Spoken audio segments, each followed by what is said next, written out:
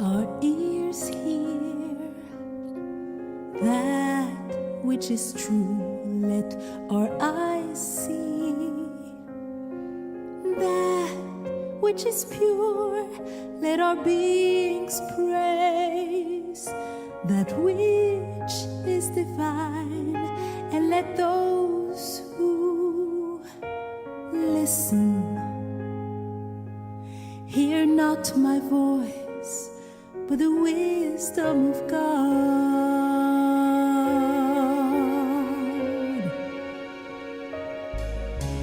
Let us worship with the same song, the same strength and the same knowledge, and let our meditation enlighten and enrich. Let there be amongst us, let there be amongst us, let there be amongst us compassion and peace. Salutation to Shri Ganesha, Sakshat Shri Jesus, Sakshat Shri Nirmala Devi Namo Namaha, Namo Namaha. It is you who is the beginning of all the beginning. It is you who is the doer of all things which have been done, are being done, and will be done. It is you who support all things that are supported. It is you who protect all things that are protected. It is you who are the complete, all-pervading Spirit, God's divine energy. God's divine energy. Think clearly, brain. Speak only the truth. Think clearly, brain. Speak only the truth.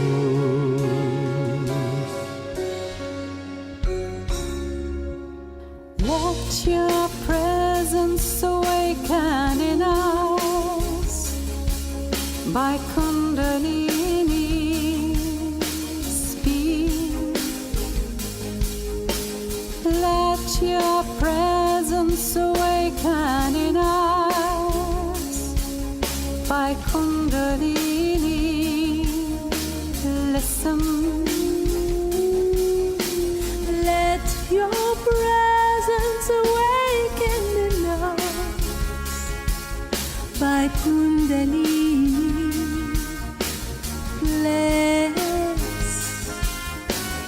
Let your presence awaken in us by Kundalini. Rotate. Let your presence awaken by Kundalini in us, your disciples. Be the disciples.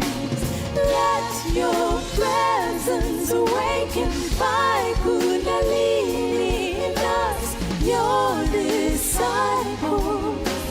Be the disciple, your disciples.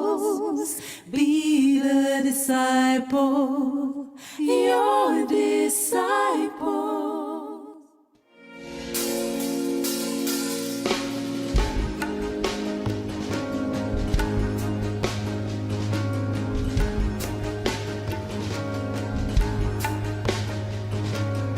You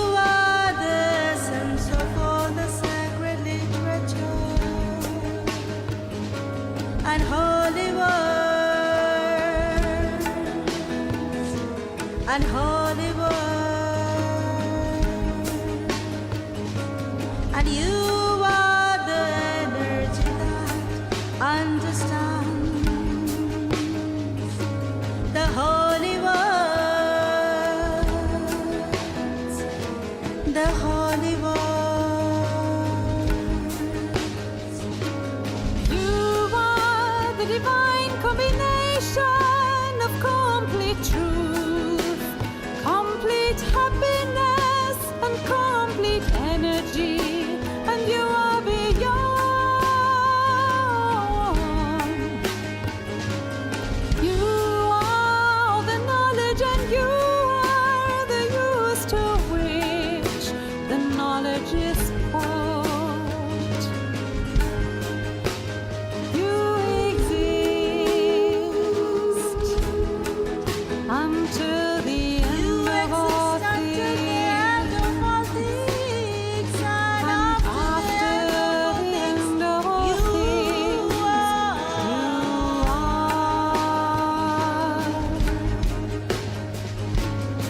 you create the end of all things, and after the end of all things, you remain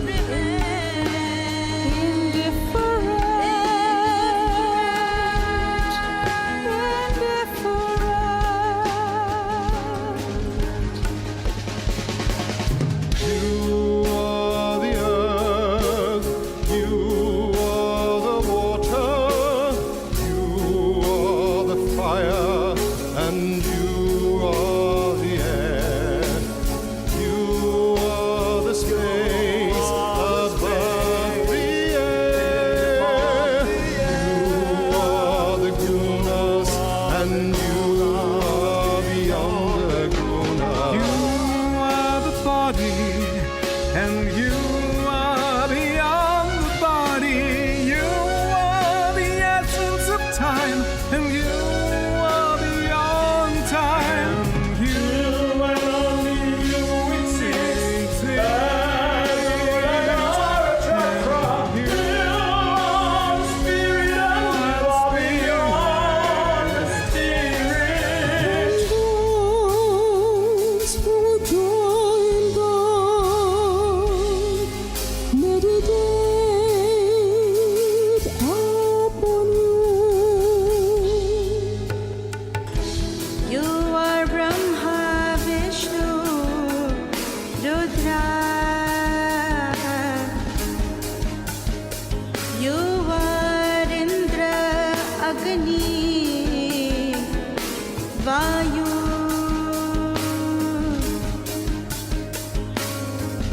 You are the sun at noon. You are the full moon. Through all of this and more, you are the all-pervading energy of innocence and wisdom. You are the divine servant who stoops to wash the feet of saints. You are the tiny core of all things, without which the larger have no purpose. You are the key to the libraries of all the scriptures,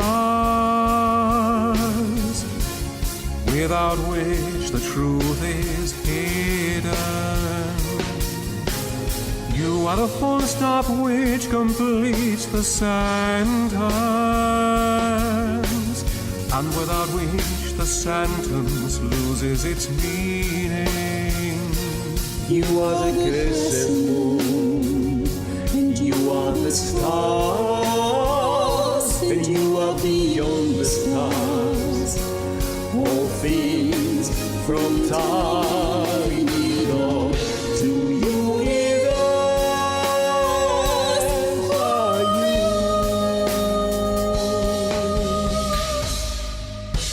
You are the future and beyond the future. You are in all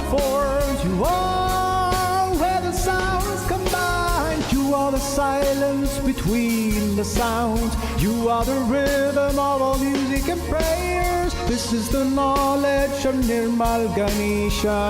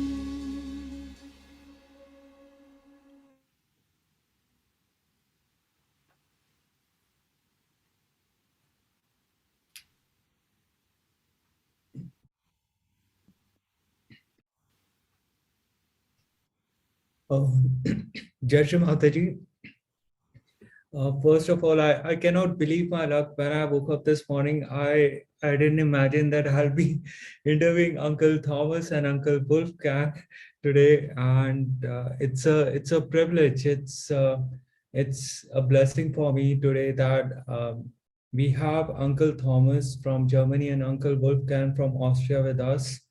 Uncle Thomas is it's the founding stone, or he has laid foundation of Sahaja Yoga in Europe, and especially in Germany, which is the right heart of Virata. And he has worked very closely with Shree Mataji for many years. And when we open Eternal Experience book, we always read his name and all those stories around him. And finally, we have him here. And the other guest again, like Uncle Wolfgang, he's from the land where Sri Raj Lakshmi incarnated as Sri Maria Teresa. He's from the land which is called the Astra of the Virata, Austria. And Uncle Wolfgang's I just can't believe I'm with both the uncles, and it's a blessing. And today we are lucky to have them both. And the theme for today's session is that it's for yogis like me, like Ali, and other brothers who came to Sahaj, who never got a chance to see Shree Mataji in human form. For us, like any of these experiences which Uncle have, like it's invaluable. And through this interview, we'll try to record all these experiences, for not just for us but for future generations.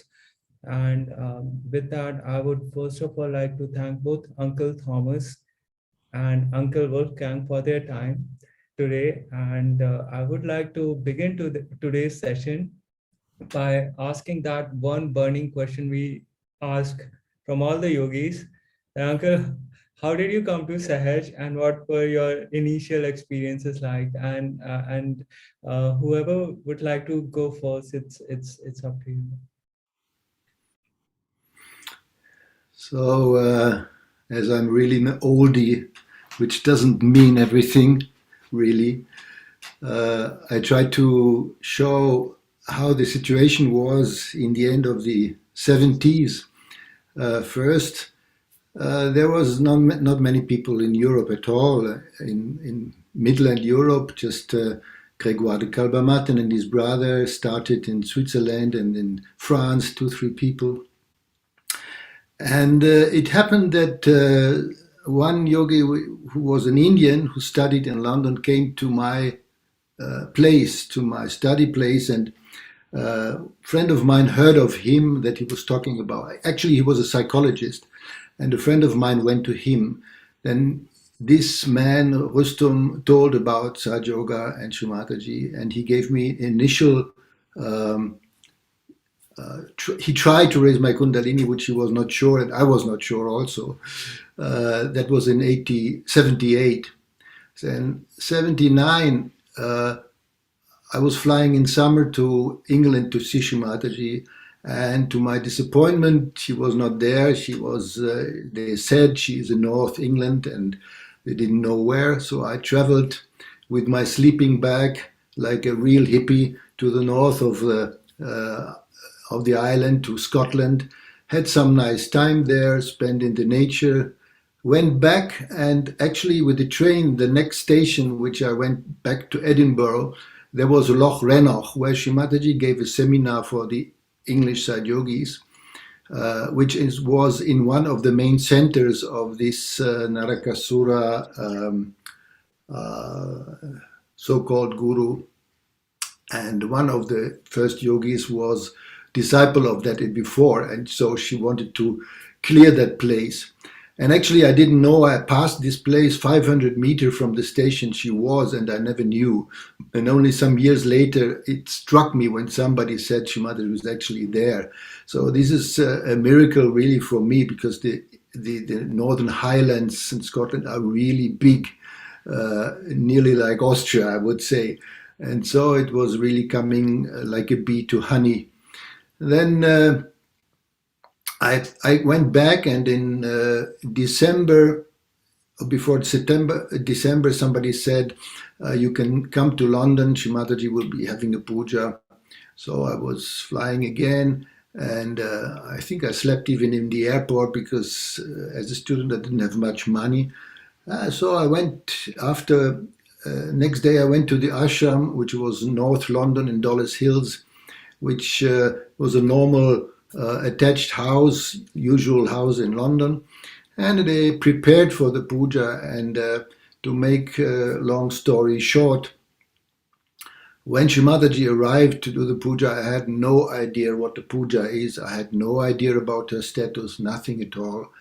And then came this, I mean, I'm just talking before I get my realization from her. This is very important, because it can throw some light on later stories in Sahaja Yoga.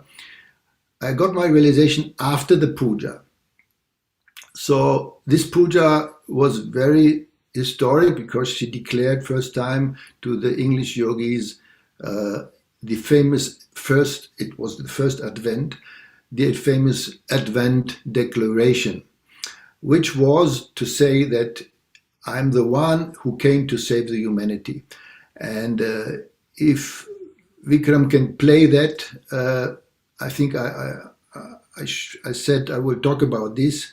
So maybe you can play this now, this famous Advent declaration, because it really says the greatness of the moment, which I could take part in. Can we do that? Yes, 1 minute.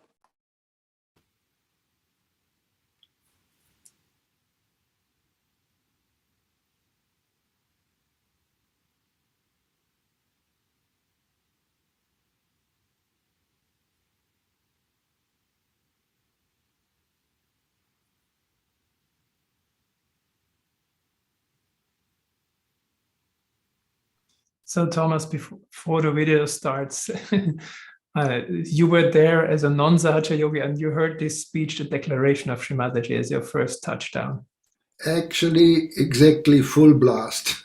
So, the puja, the bowing, the mantras, everything was there, and I had no idea. And I will tell you after the talk what I was facing after this, because it was really amazing.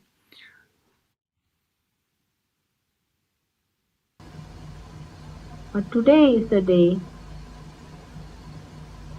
I declare that I am the one who has to save the humanity.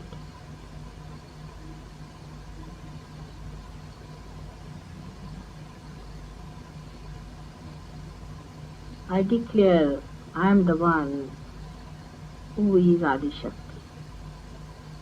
who is the mother of all the mothers, who is the primordial mother, the Shakti, the desire of God, who has incarnated on this earth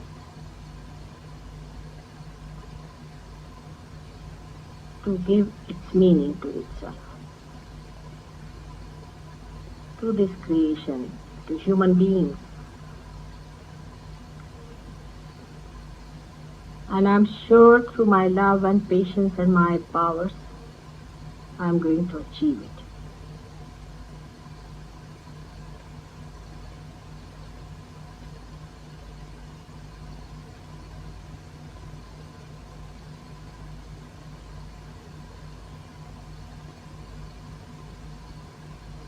I was the one who was born again and again. But now in my complete form and complete powers, I have come on this earth not only for salvation of human beings, not only for their emancipation, but for granting them the kingdom of heaven, the joy, the bliss that your Father wants to bestow upon you.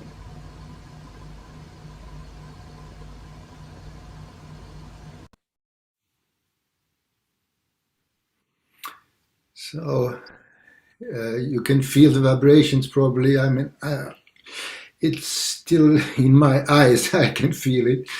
And this was the moment which I could not really understand. And to be honest, in my brain or in my understanding, it is not, even now, after so many years, it's not possible to understand that for me.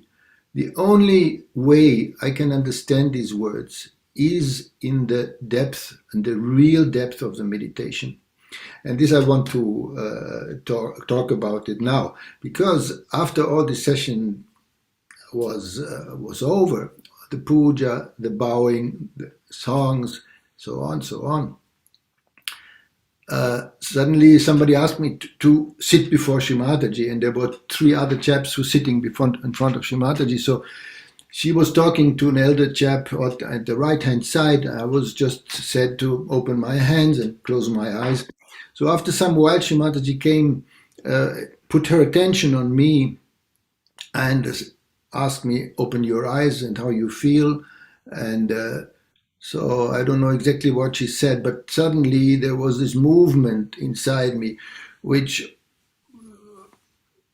worked in the heart. So I had to cry tears. I don't know from where in my life, from which incarnation in the past, I don't know, but it was a complete shower of tears. And then after some while she said, now it's coming up. And I felt,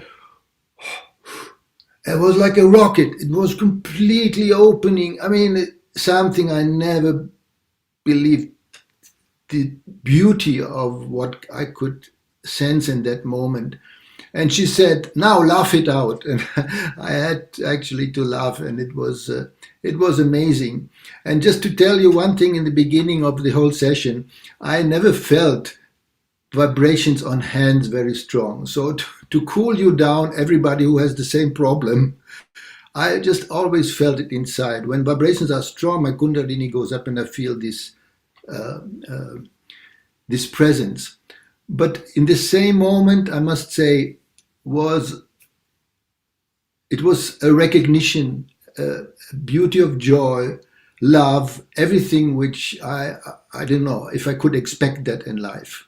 But whatever I read before, whatever I was going through before, because I had some seeking before, would never touch that at all. So after this, there was a session of giving out the book of Mr. Grégoire de Kalbamatten, which just arrived the day before from India. It was printed in India, and it's called The Advent. So it was the first book about Shree Mataji and her Advent. So that was given out. Shree Mataji signed the book for me also. I still have it, of course. And then there was a Christmas carols were sang. And actually she said, no, they're a little bit left-sided because, I mean, Christ was in a cradle, in a, what do you call it, crib with the animals in a very simple surrounding. So we have this pity for him, and so that's why maybe the song's a little bit left-sided. But as she came from a Christian family, of course, she knew all these songs, and she asked the yogis to sing that. So one of the famous songs I said, in my humble guitar knowledge, I will play for you. And sorry, I mean, it's not really an art piece like before, but just to give you a feeling what was the atmosphere. And so it's called Away in the Manger. It's a Christmas song which all of you who listen in this moment can sing along if you know English-speaking country. Away in a manger, no cry for a bed, the little Lord Jesus lay down his sweet head. The stars in the bright sky look down where he lay, the little Lord Jesus asleep in the hay. The cattle are lowing, the baby awakes, but little Lord Jesus no crying he makes. I love you, Lord Jesus, look down from the sky and stay by my side until morning is nigh. Be near me, Lord Jesus, I ask you to stay close by me forever and love me, I pray. Bless all the dear children in your tender care and fit us for heaven to live with you there. So this was one of the many songs which was sang, and Shree Mataji liked this very much. So when the whole situation ended and Shree Mataji was about to go, then Rustom, who introduced me first to Sahaja Yoga, was beside me. All the yogis were standing in a row. Shree Mataji was supposed to go out from the ashram, and she was just to pass me, and Rustom told me, just go to her feet. You won't have this possibility so often. So I mean, I just saw what people did, bowing down. No? So I just fell down, put my hand on the ground. Shree Mataji passed by and said, "Hello, how are you? Get up." So I said, she said to me, "Well, how are you now? Do you feel the vibrations?" And I said, "Well, not like before." And she said, "Did you have any guru?" And I said, "Yeah, this and this."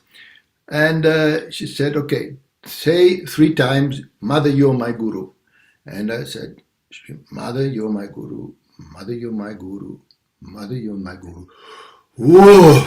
And it was again this tremendous experience. And actually, I was getting up in the night after this meeting. I was sleeping in the ashram, and I got up in the night and I was bathed in bliss. Many times when I wake up, and these statues of deep bliss and thoughtlessness remained for days.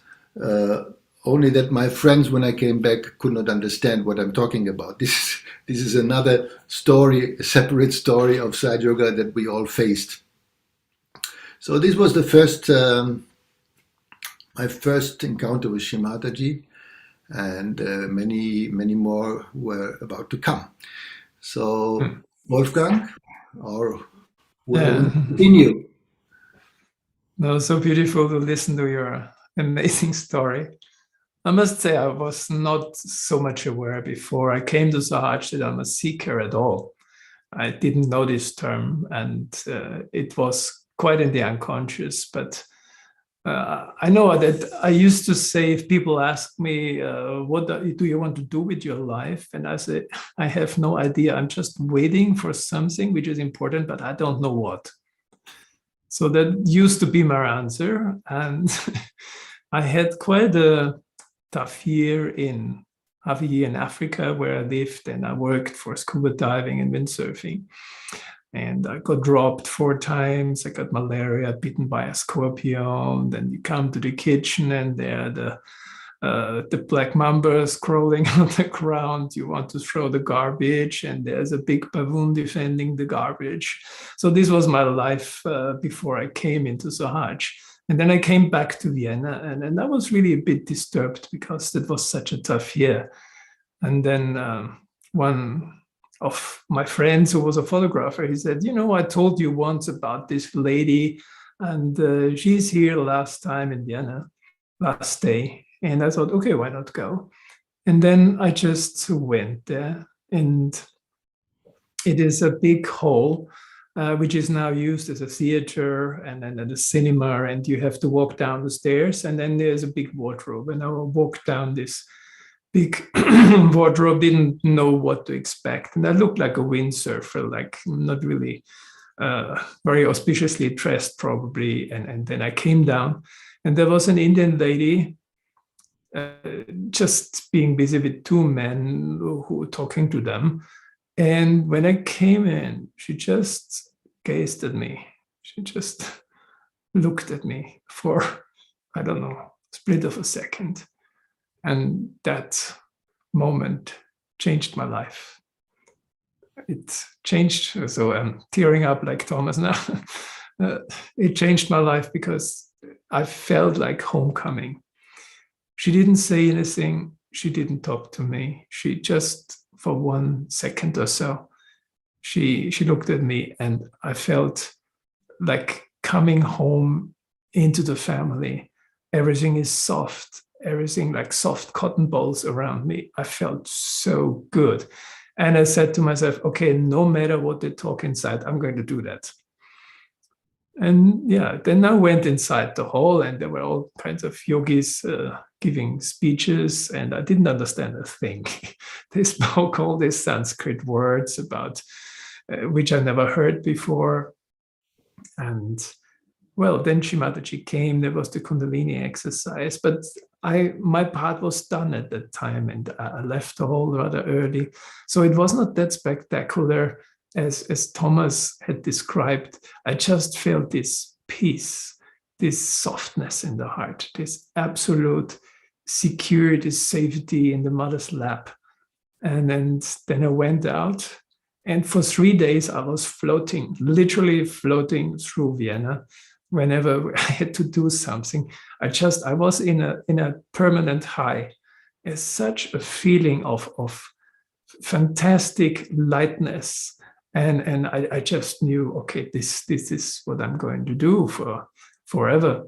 And then, and then I had my first experience also of feeling the vibrations, which was quite interesting because I did not feel so good in my hands. I just felt it inside. And they gave me some booklet in the ashram. And this booklet had something like 60 pages describing all the main elements of Sahaja Yoga, the aspects, the chakras, and so on. And then I went in one place in the city, and all of a sudden I felt a very, very strong burning in this finger, the right middle finger. I felt this really like a needle inside. And I turned around because I said, wow, what's this? Yeah, it's like really painful. And I saw like a beggar with a bottle of hard drink in his hand was just putting his attention on me to ask me for some money. And that must have been exactly the moment when I felt this burning, this stinging in this right middle finger. And I didn't know what it was meant to be. So I went home, I took the booklet and I searched, and I said, these are the hands, and these are the chakras, and this is the That's the right Navi. And what does it mean? And the first thing which was written there was saying excess use of alcohol is the damage that you get when the liver is not working. And I said, oh my God, because I didn't know what I was meant to feel.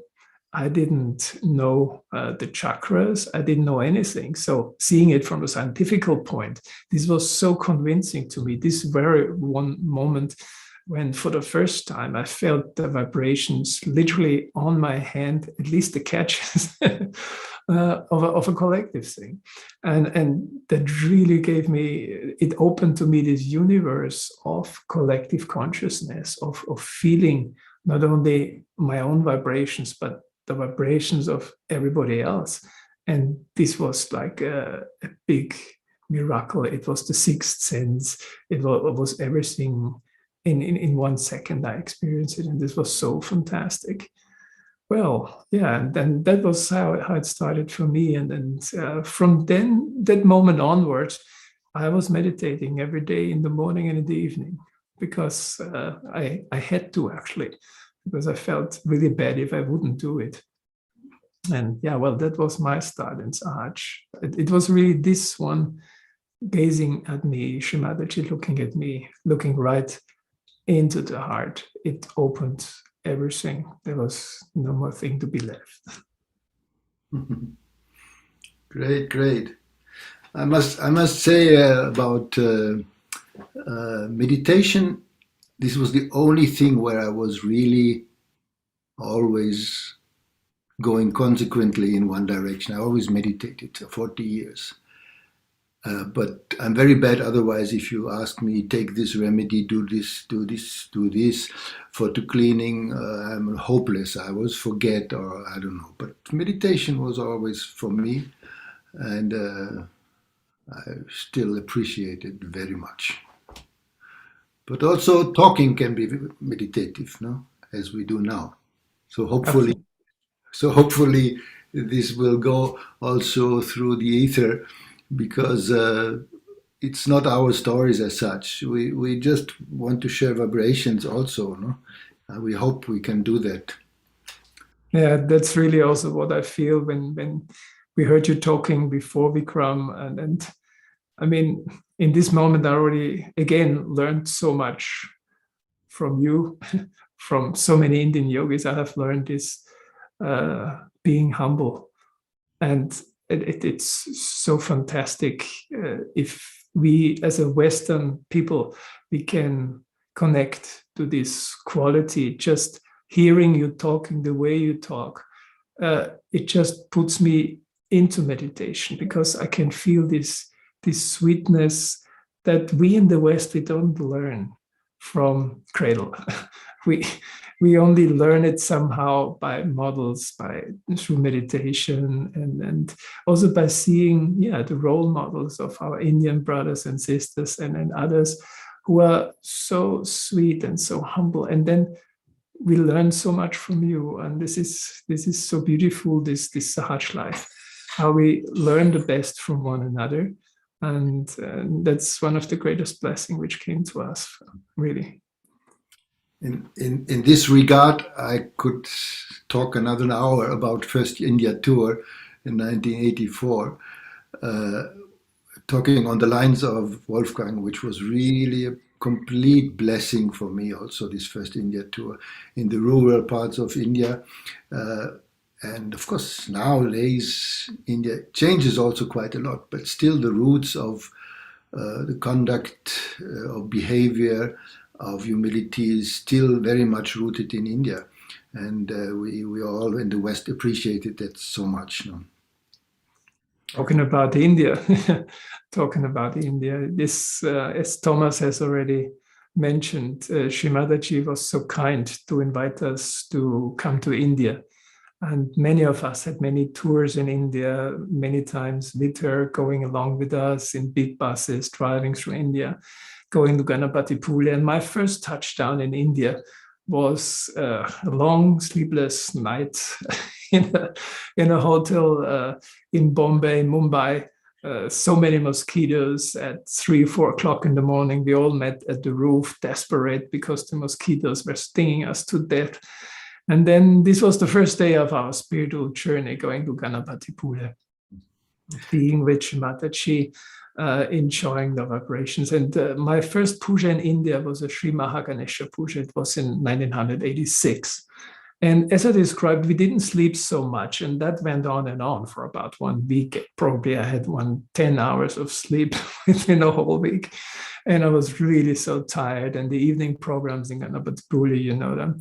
And at some point at 3 or 4 o'clock in the morning, Shree Mataji was about to get up. Next day was supposed to be Sri Mahaganesha Puja.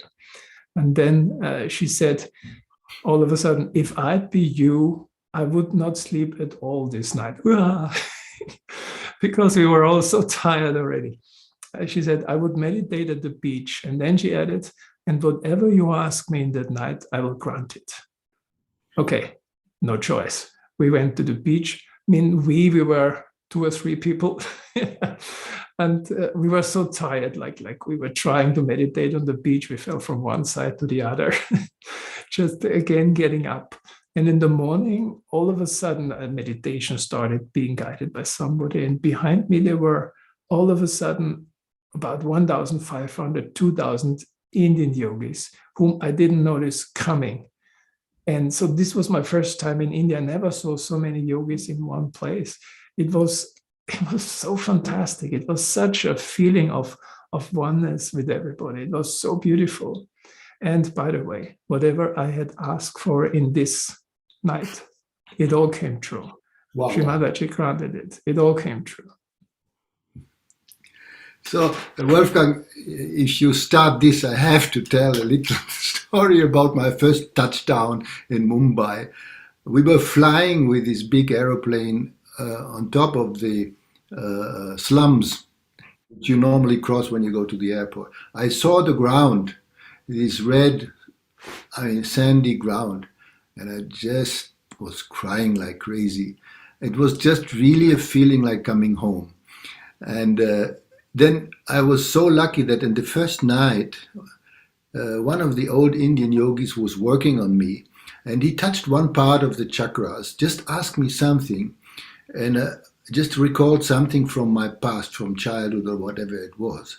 And he said, no, don't talk about it, don't talk about it. He forced me just to go inside. And again, there was some pain coming out. But after this I was so clear that the whole month that we traveled through the whole Maharashtra, there was no Ganapatipule yet, was just beautiful. And one of the amazing places was I think Nasik, yes. There was a hall where the first bhajans were sang officially to Shree Mataji. They hired a group who were supposed to sing bhajans for the Devi.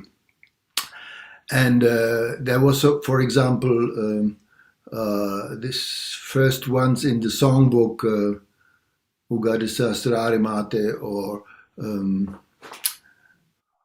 I just don't know exactly, but the first ones which you see in Marathi are there. They were singing, and to have songs, devotional songs with rhythm, we didn't know that. And in West, you just have Handel, you have Bach, you have you don't have rhythm with the spiritual music.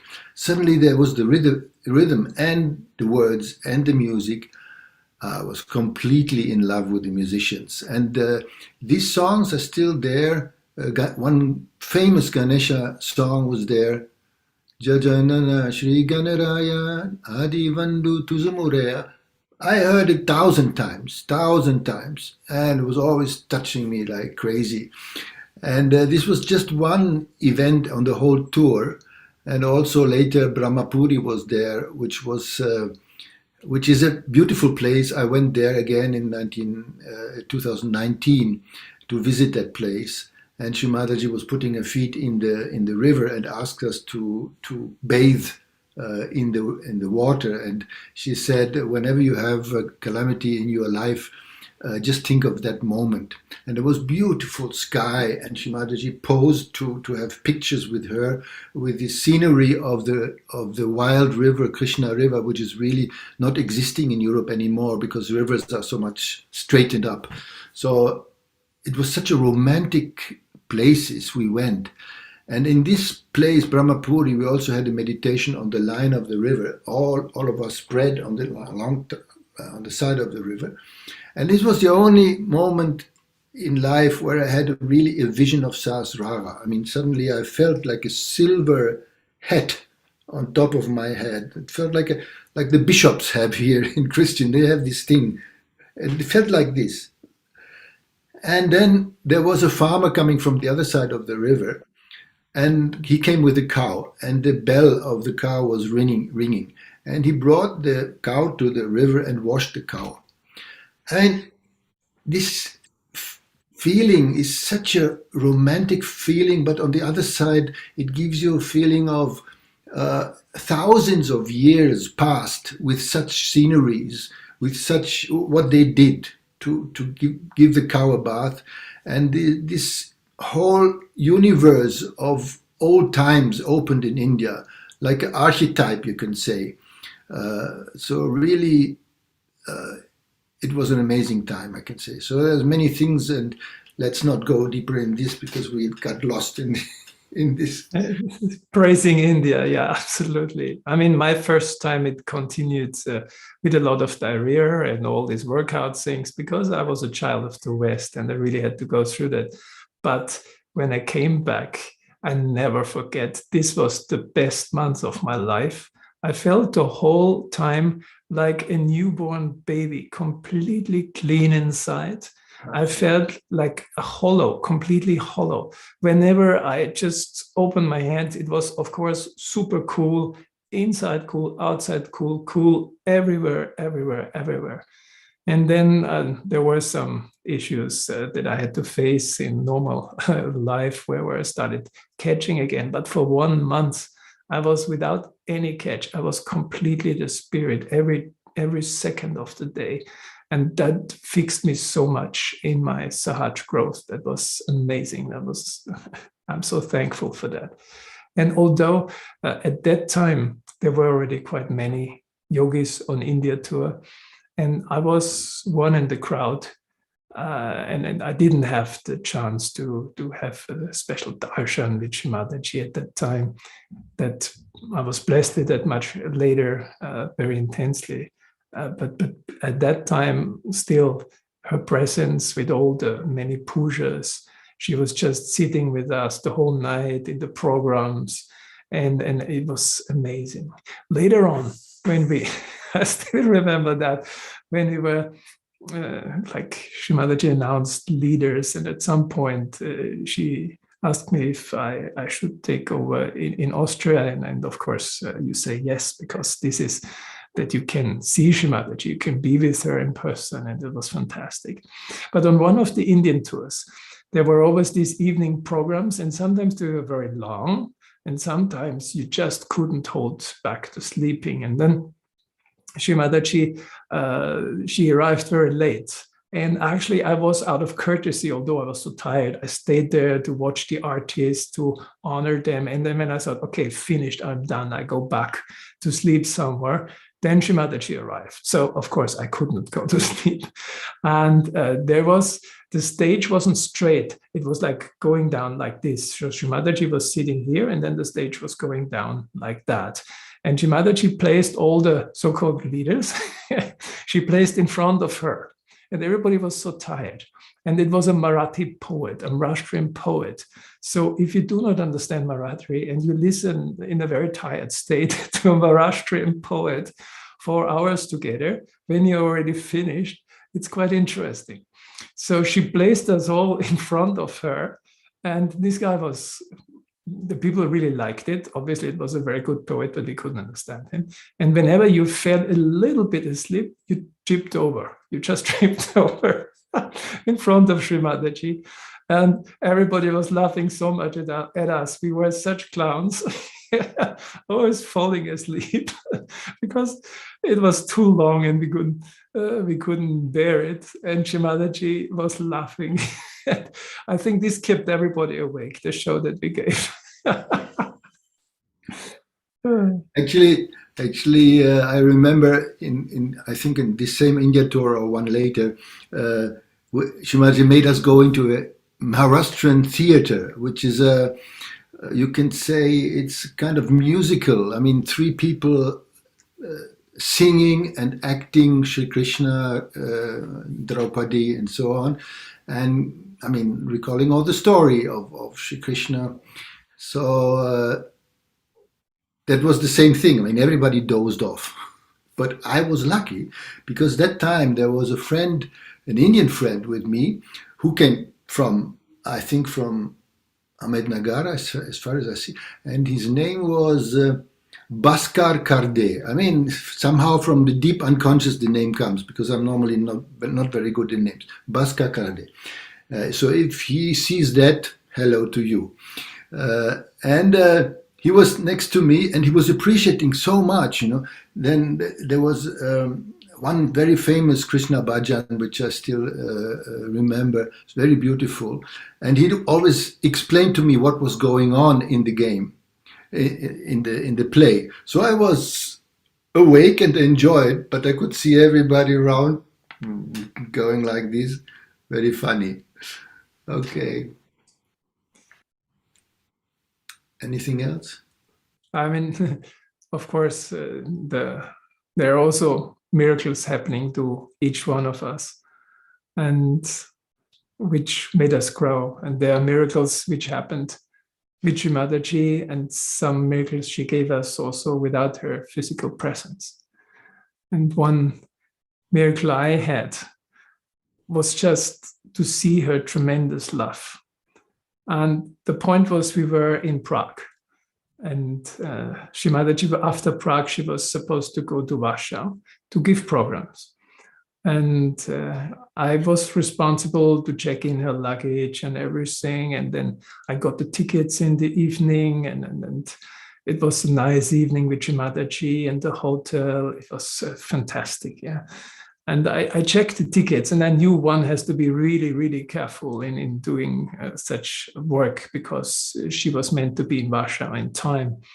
And so I checked the tickets and I saw the time, and I checked it 3 times. I checked it 3 times because I knew mistakes can happen.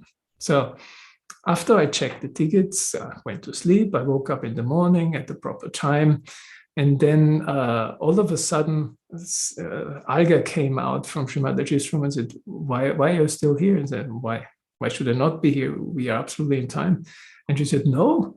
And then she showed me the ticket, and there was a different time than yesterday. So we were 2 hours too late to go to the airport. There was about 1 more hour to go to the airport to check in the luggage, and Shree Mataji was still sleeping. So now you can imagine my Austrian left Vishudi, what it did to me in this moment. I completely broke down and, of course, panic.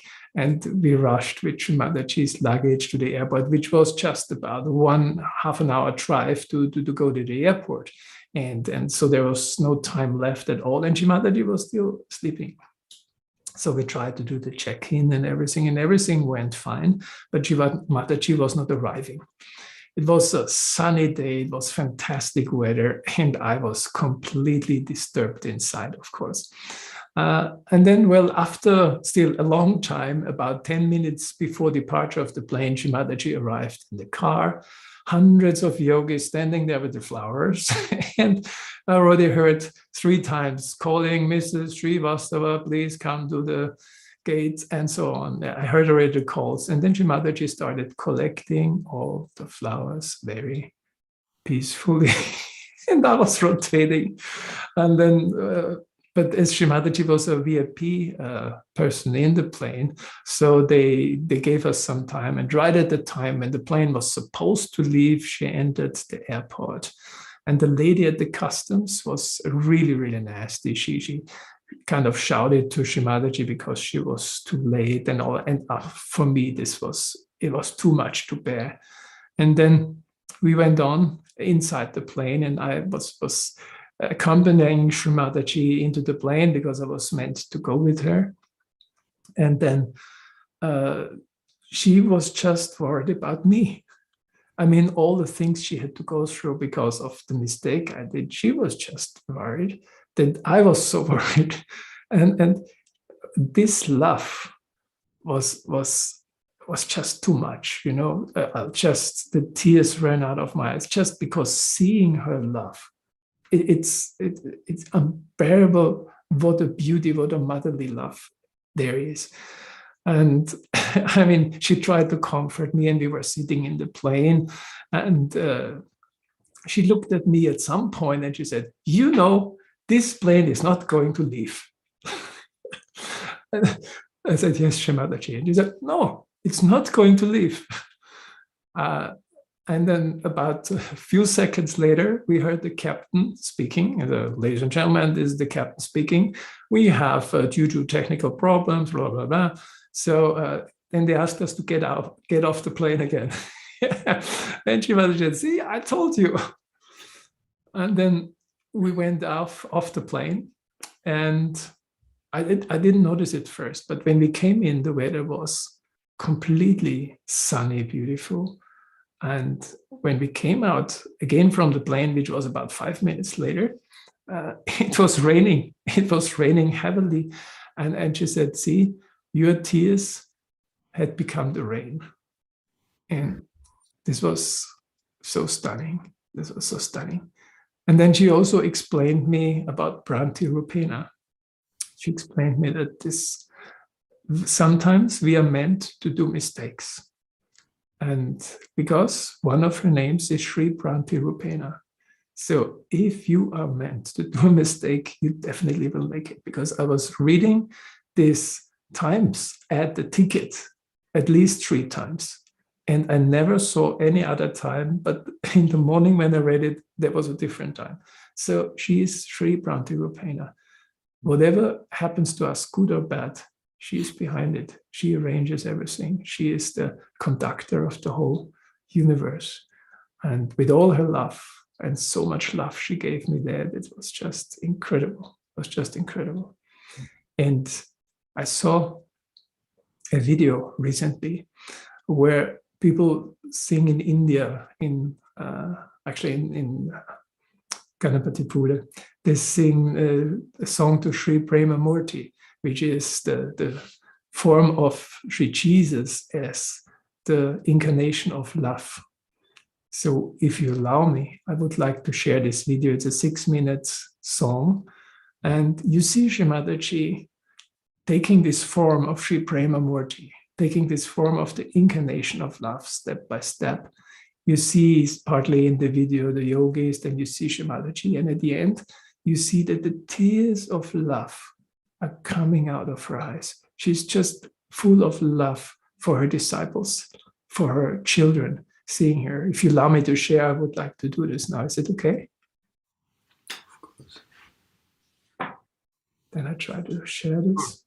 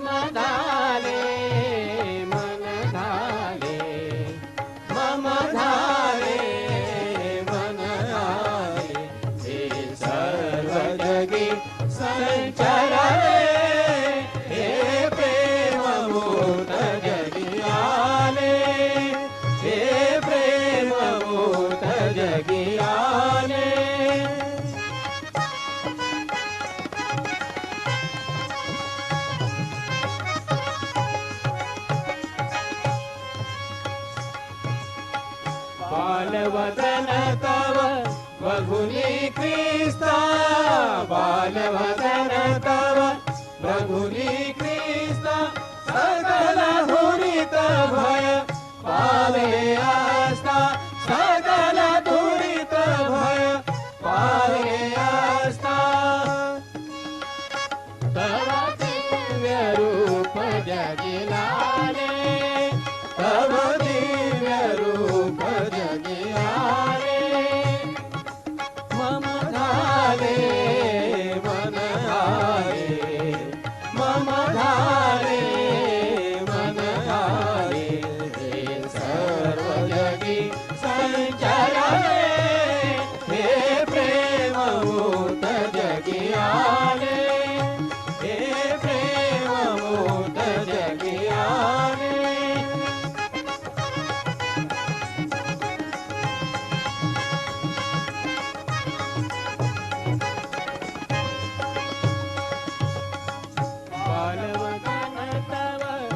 बघुनी ख्रिस्ता बालवदन तव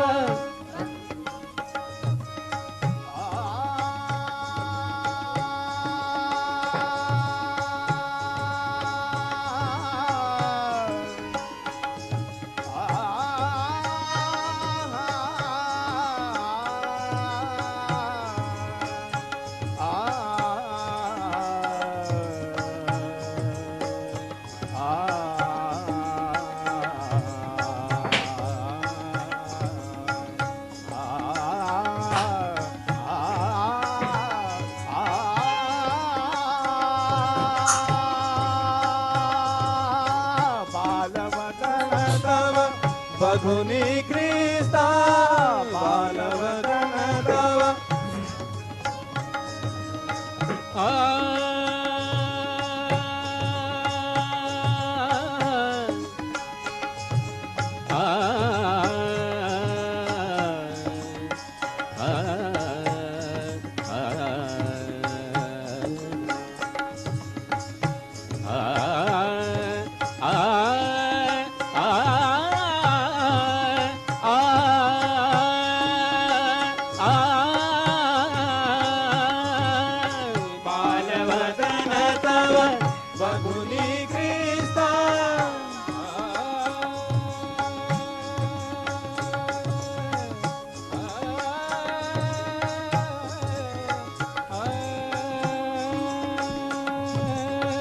बालवदन तव बघुनी ख्रिस्ता जयन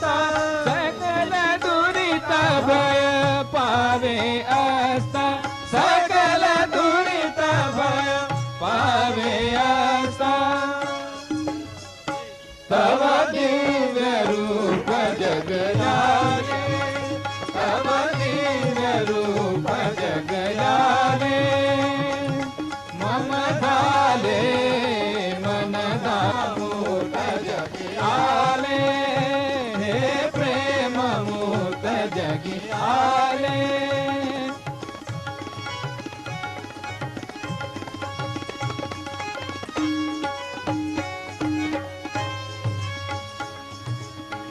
मन मन सखया तुझा पाळना मन मन सखया तुझा पाळना बदन वाहिले तव संसवना बदन वाहिले तव संसवना घे सर्व तुला हे दिधले हे सर्व तुला हे दिधले मम धाले मन धाले मम धाले मन धाले हे सर्व जगी संचरले हे प्रेम मूर्त जगी आले हे प्रेम मूर्त जगी आले हे प्रेम मूर्त जगी आले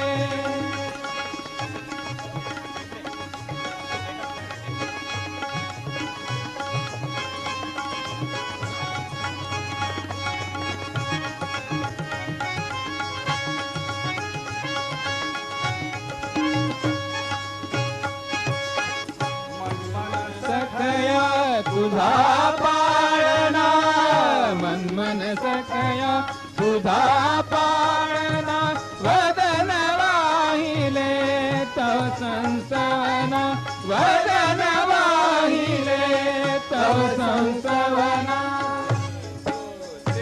घे सर्व तुला हे दिधले हे सर्व तुला हे दिधले मम धाले मन धाले मम धाले मन धाले हे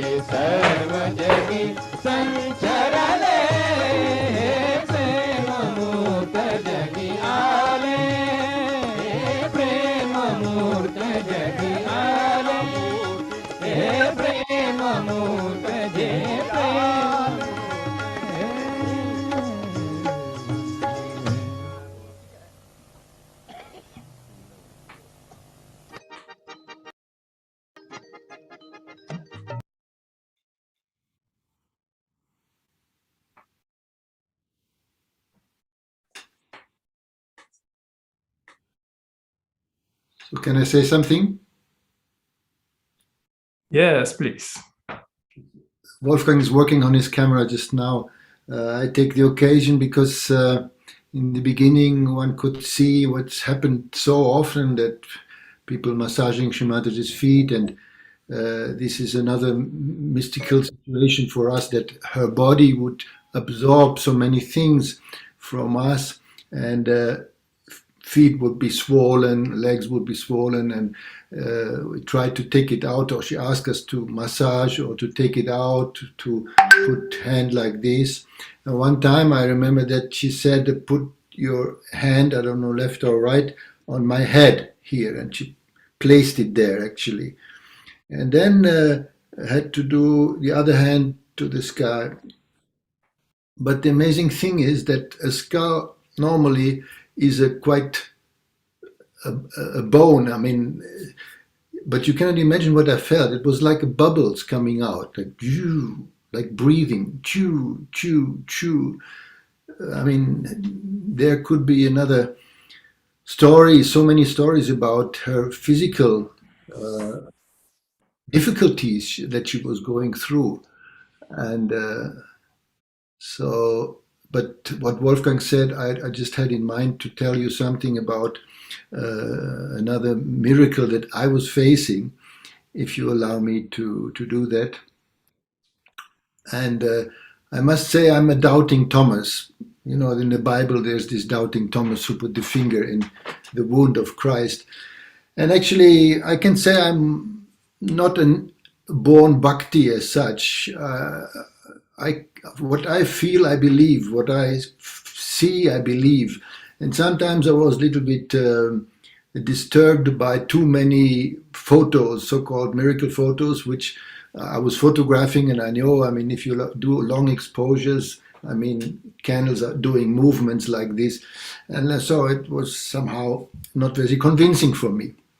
So then we had Hanumana Puja supposed to come in Schwetzingen, which was a castle near Frankfurt.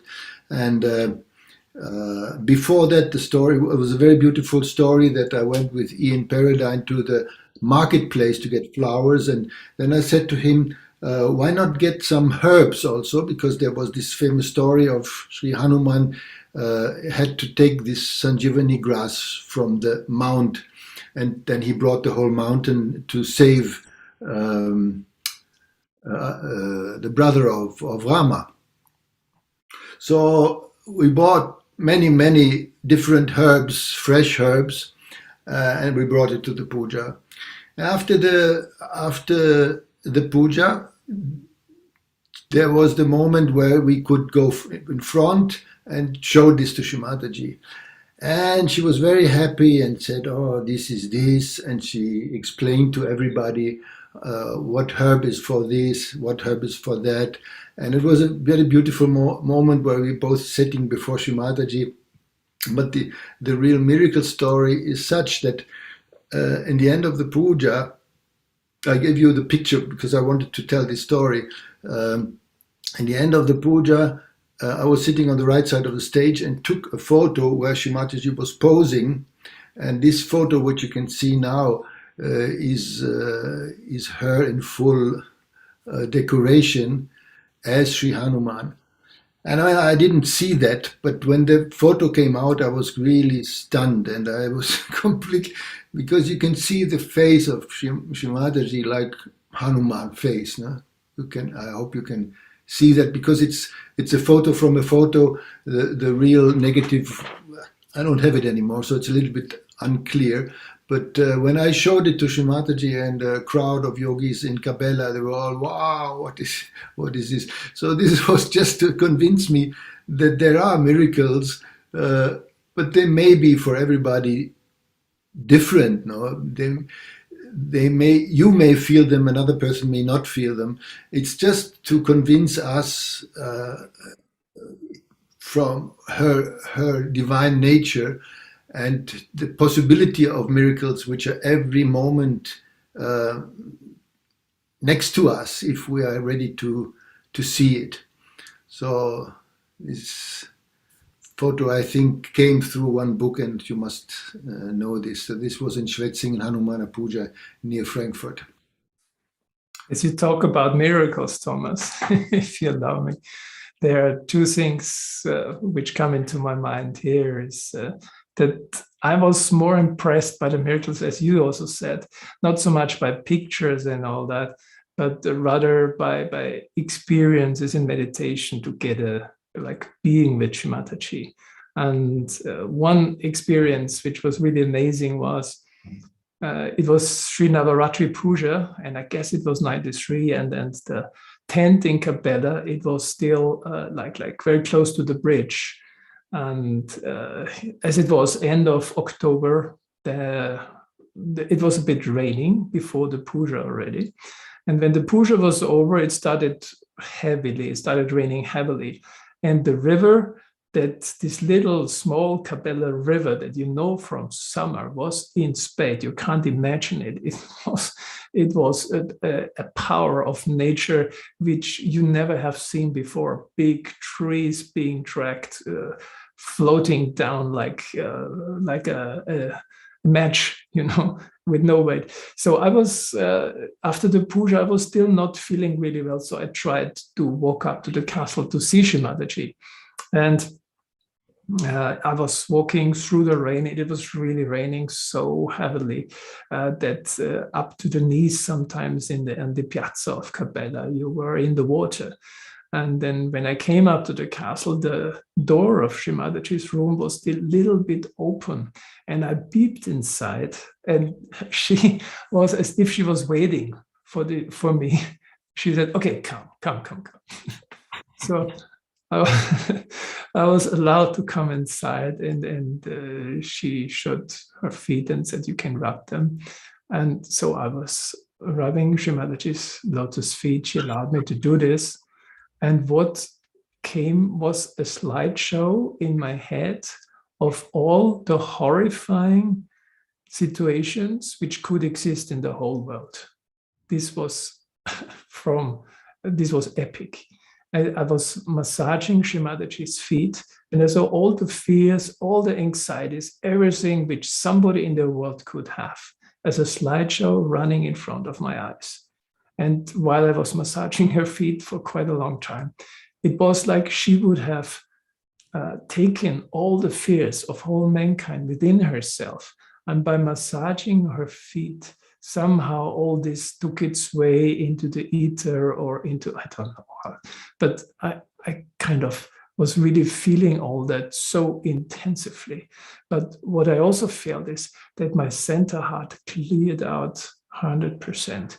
And it was so wide and so strong that then after some time she said, okay, it's good now.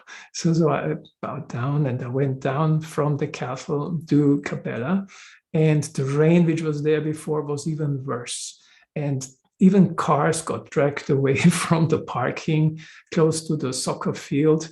And the tent was actually at the lower level, and everybody was sleeping inside, and everything was underwater. It's just where the tent was. The water came only little behind the entrance. Everybody was sleeping in the tent. We would have all died, but nothing happened. And on the way to it, there is a little river coming down from the mountain, going into the Barbera River. And as everything was underwater, I couldn't see anymore where the bridge is and where is not the bridge. So I was just walking through the river, and it went deeper and deeper, and I was up to the neck already into water, and I had no fear at all. although everything was just tempest, it was amazing, but I had no fear. She has taken out everything. And then I came to the tent, and then everybody was sleeping peacefully. I was drenched, completely wet. And this is, I mean, it was such an amazing feeling. And the second one I wanted to share with you is, it was again after the puja, Shri Krishna puja. And Shree Mataji was sitting in the car, and for some reason they couldn't close the door. And I was kind of coming to the car also, and I was pushed against the door of the car. So I couldn't move. And Shree Mataji was looking straight at me after the puja. But she was looking at me and at the same time through me. And she didn't move for 5 minutes, 10 minutes. She just looked through me, complete into the space.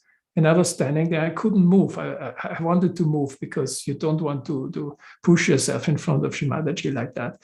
But I couldn't. And then after that, I was in such a meditation. I was completely spaced out. Shree Mataji's car left, and the parking area was still like very rustic. And I just sat down. Everybody was running around. I just couldn't move anymore. I was absolutely spaced out, completely in the meditation, in the Satchitananda state. And I don't know how long, but I was meditating there about 1 hour, not moving an inch, not breathing, nothing.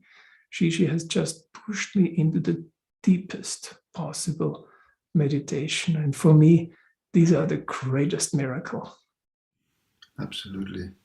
Now, Wolfgang, I mean, if we are already in Kabbalah, this is really interesting. Of course, there are a lot of things in Kabbalah. One may be very interesting because it's really very meaningful also. We cooked on the bridge of this old castle in the beginning when it was still a stone house and the stone bridge, not this beautiful decoration as it is now. But we liked it quite a lot because we were romantic people. We thought, oh, it's so nice, but Shree Mataji wanted to make it completely different. And as you see it now, that's her work. Anyway, we were sitting on the bridge and cooking. And we're cooking for hundreds of or thousands of people on fires on the bridge. As such, it was amazing scenery, another biblical scenery, I would say.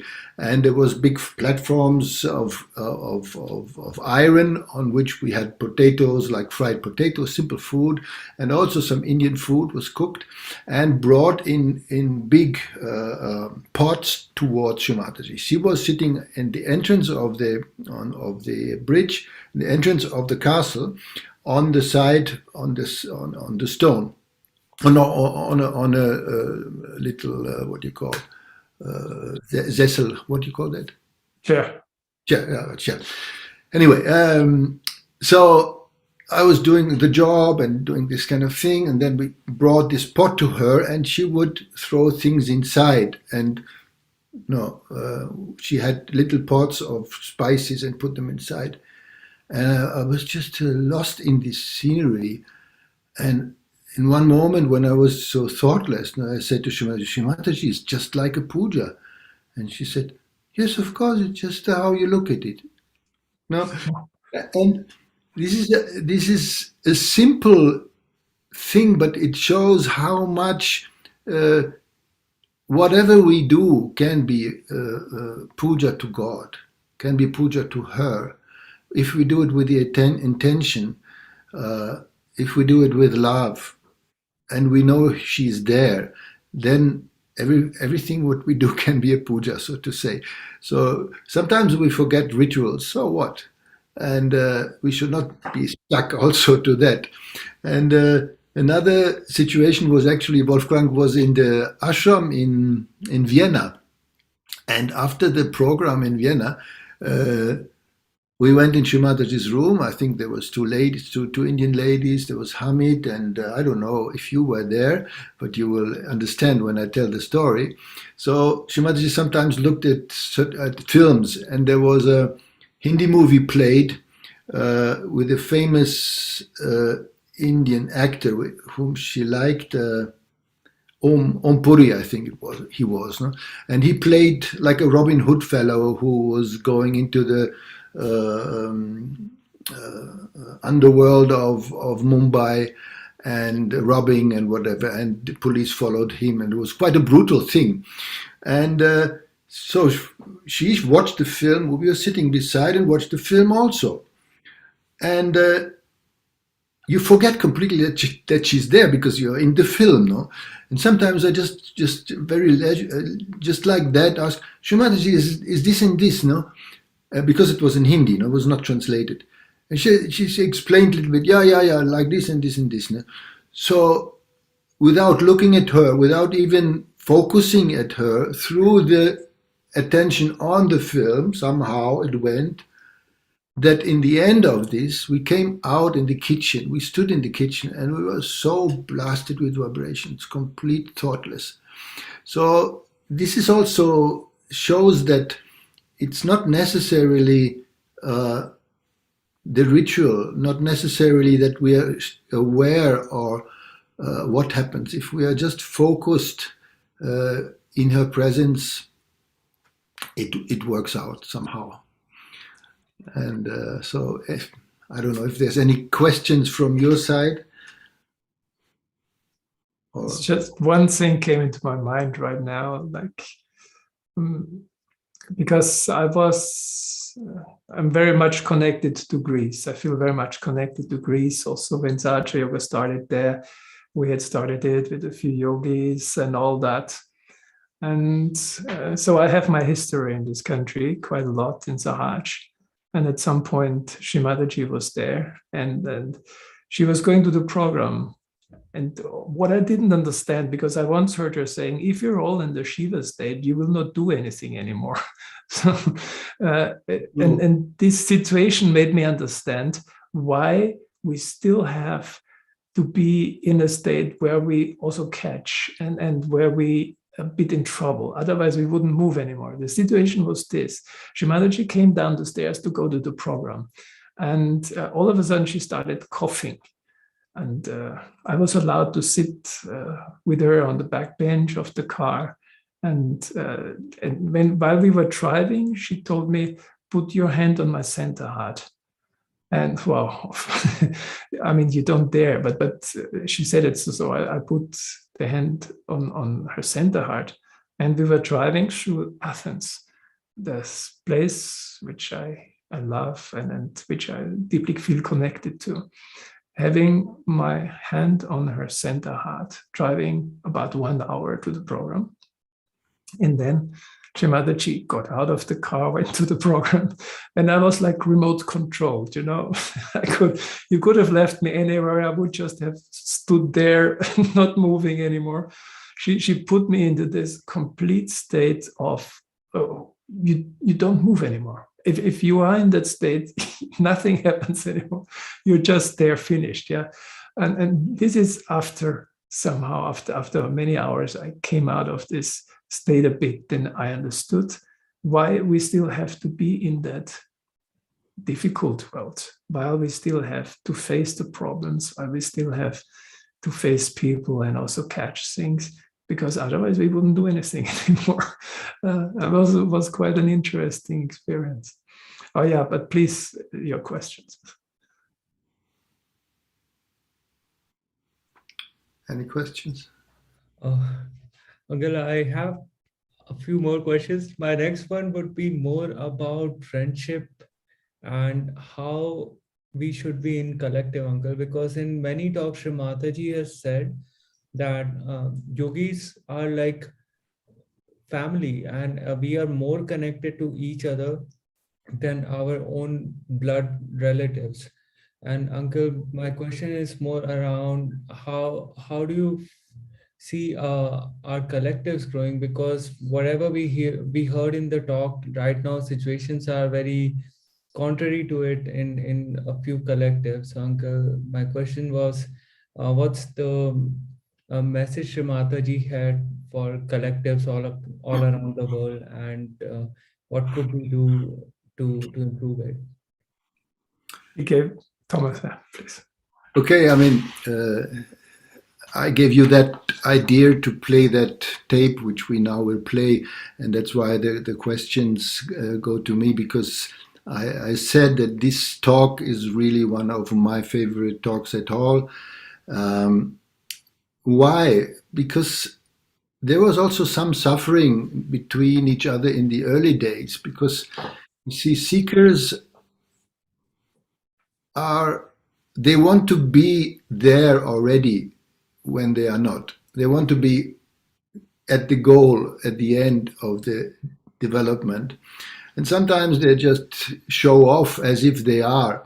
So it can create a certain artificial atmosphere. It can also create a situation where people are looking down upon other people who are not so far, who do mistakes or whatever it is. And I also was facing some of these things, though in some situations it's our own left Vishuddhi also. Looking back, I cannot blame the people for that, but also my own left Vishuddhi. And as Wolfgang says, sometimes you have to go through some teachings and you just have to accept it. And so when I was questioning if we are really friends, as you just said, if you look internationally now, there are some frictions still in different countries and sometimes between little groups within the collectives. And it's terrible, really. It's really terrible. And it stops us from the growth. And actually, as vibrations are love, if you have vibrations that normally should not be and cannot be, isn't it? But we have to face the reality. And for this talk about friendship, which was in Milan, in France, the specialty of that talk is that she gave an example how people tested their friends, which is so extreme that they said they would commit a murder even. We are not talking about doing bandhan wrong or doing something else. Just they said they commit a murder in the story, and then you go to a friend and ask for help and how they would still do it, help that friend, though he committed a murder. And she gave this extreme example. And I think if you listen to this, and I prepared it for you, this excerpt, it's really beautiful, and it should give us a new start in our collectives to understand that things should be forgiven. We should not be higher and lower, and there should be complete benevolence and slowly, a real love between us, not artificially showing off, but slowly develop more and more of this benevolence and love. Okay, please. The only worry I have, if I have any, is this, that my children should love each other. So I talk of friends, to have a friend.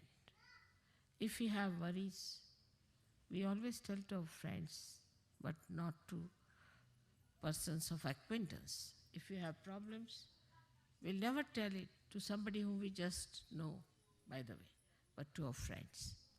And so friendship,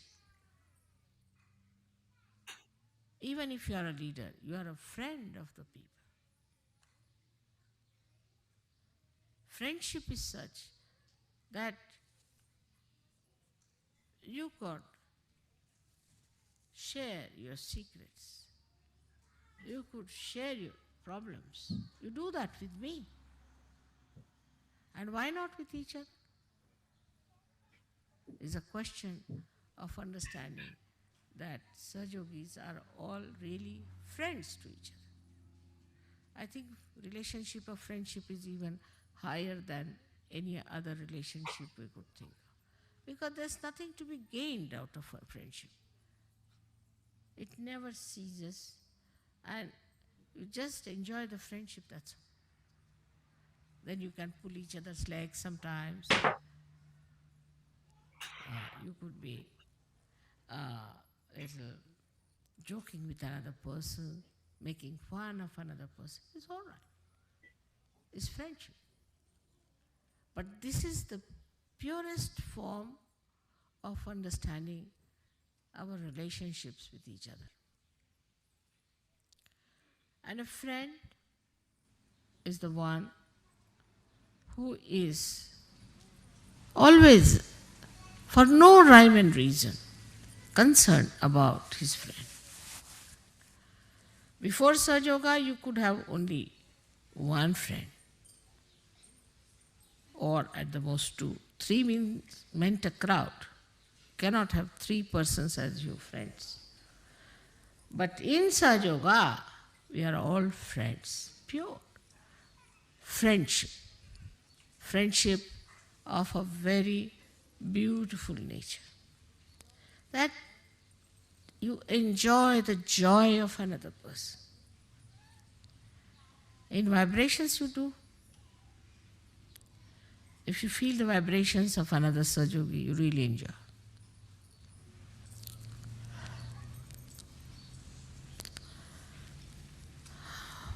I have seen this kind of friendship when we were young, because that time people were more open-hearted. As my father had his friends, he was a very orthodox Brahmin, a friend of his, and he was the chairman of an organization all over the country, and the school one of the schools where I was studying, that organization was running, so it's a big boss in that school. So my father had to go for a case far away, and he took all his family and he sent me to the hostel. He wrote to his friend that I'm going away and my daughter has to appear for her final exams, but I'm sorry I had to go. I'm taking my family with me, but this is a nice chance. So the friend wrote, all right, doesn't matter, you can go away, I'm going to look after your daughter. He came down and he stayed in the hostel, took a room there in the hostel, we all were there. He was a Brahmin, he would not touch an egg. He was a Brahmin. But he knew that I eat eggs and I'm a non-veg. So, these were about summertime had started. But he would still put on his overcoat or a raincoat and walk out. I don't know from where he used to get eggs in the morning, bring it in his room, because it was a Brahmin school, and secretly cook the eggs for me. And then he would call me and give me the eggs to eat. I said, I don't need them. No, you have to have. Father has gone away, I have to look after. So sweetly. And he was the head of heads there, breaking his own rules and regulations for me, that he was making non-veg food. And then he would take all the shells of the eggs in a paper, put it in the pocket, in a big overcoat, walk down and throw them somewhere. Then he would come with me to leave me for my exams. Evening again he was there waiting for me. He was such a big man, such a great man, very much respected. I mean, he was the head of the heads. And every day I was very much surprised at this friendship. And nothing, I didn't see them talking about anything, or, they had nothing common as such, but just friendship. My father was a literary person, as you know, and this one was a social worker. But, my father was busy with politics. And such friends have seen, my father would go to jail, so his friends would come and take us away to their houses, and their wives would look after us, give us bath. No difference. I never felt any difference between their children and me. Moreover, we felt that they were looking after us more than their own children. First they'll give us bath, In friendship, one can really enjoy. You need a very large heart to be a friend, very large heart. If you look after your own child, support your own child, then you are a gone case for Sahaja Yoga. But if you have that kind of a largeness of friendship, there's a nice story my father used to tell us about friends. Because my brother had lots of friends, they used to go about, gallivanting, this, that.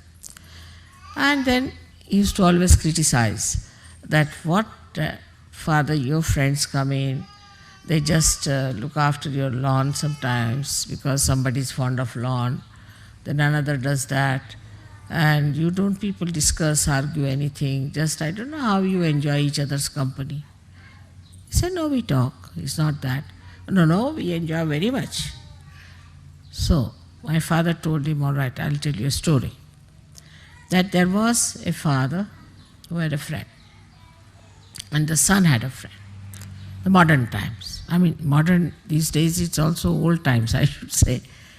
So, the father said to the son that, you see, friendship is where you can always rely on your friend, and your friend can rely on me. He said, really? Yes, he said so. Oh, my friends I can rely. The boy said, I can rely on my friends. He said, really? Yes. So, father said, all right, let's test your friends and my friends. So they went down, they asked, the father went with the son and went to these friends of the son. And the son thought, he told the son that you have to say that I have murdered someone and help me. He said, all right. So, they went to one friend. That friend said, you murdered? Baba, you get out. He closed the door. Another one they went to, he closed the door. Third one he said, no, don't say that you have come to my house. I have nothing to do with you. All his 20 friends said no. He said, all right, now let me go to one friend of mine. They went there. So they knocked at the door, door would not open. Then he shouted, I am here. So the boy started saying, look at this, your friend is not even coming. He said, no, just wait and see. So about 10 minutes later, the friend came and opened the door, took him inside. What's the matter? He said, I have murdered somebody, the father said.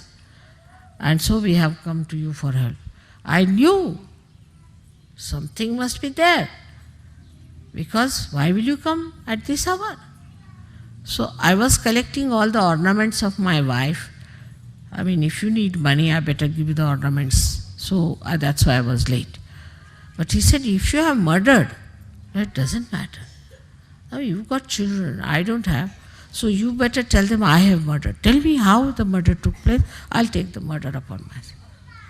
And the son was surprised.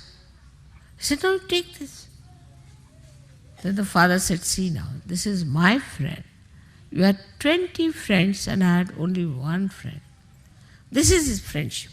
And this kind of a friendship we Sahaja Yogi should have. I mean, with a friend you cannot be tense.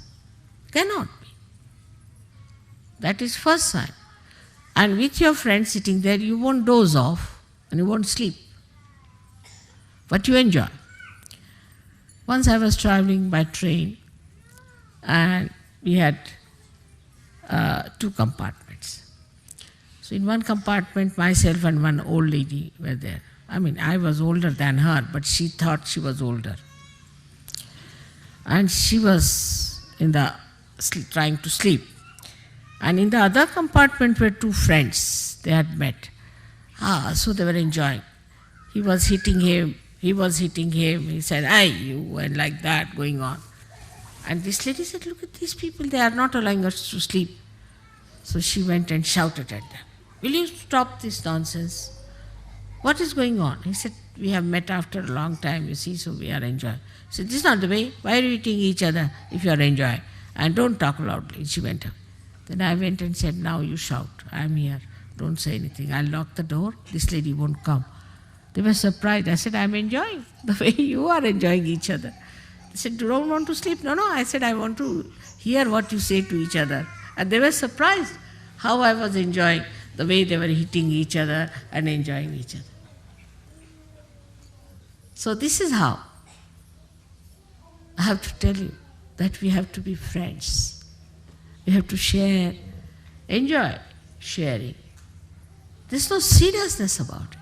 How can you be serious with your friend when you just relaxed, enjoying each other's company?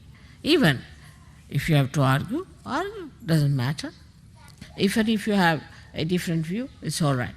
But you should not try to impose yourself on your friend, nor your friend should try to impose, but try to understand each other. That's how we are going to learn such a lot. You have to learn such a lot from each other. For example, I learned so much from French, you will be surprised. I learned a lot of things from French, the way they have their art, their ideas of art, their music, their culture. Lots of things to be learned. So you have friends in India, you have friends everywhere, you have friends now in South America. Everywhere you have friends. You just go with my badge, finished. Oh, they'll all jump for you, they'll do anything for you. So this friendship, just think of it in this world. We have thousands and thousands of friends everywhere we go. And this is what we have to know within ourselves, that we have to be ourselves very, very friendly type. Very friendly. There's an openness between one friend and another friend. There's no closeness, there's no tension, there's no formality and reliance. So much so that you can talk to them about what you want, what is your need, and what problems you have. I hope you understand that love means complete freedom to yourself and to others. If you love someone, then there is complete freedom and understanding. But this love has to be very, very pure, complete understanding. I mean, you have to feel that friendship. And you will feel very proud that you have so many friends, real friends. You have so many friends who are real friends. You'll be so very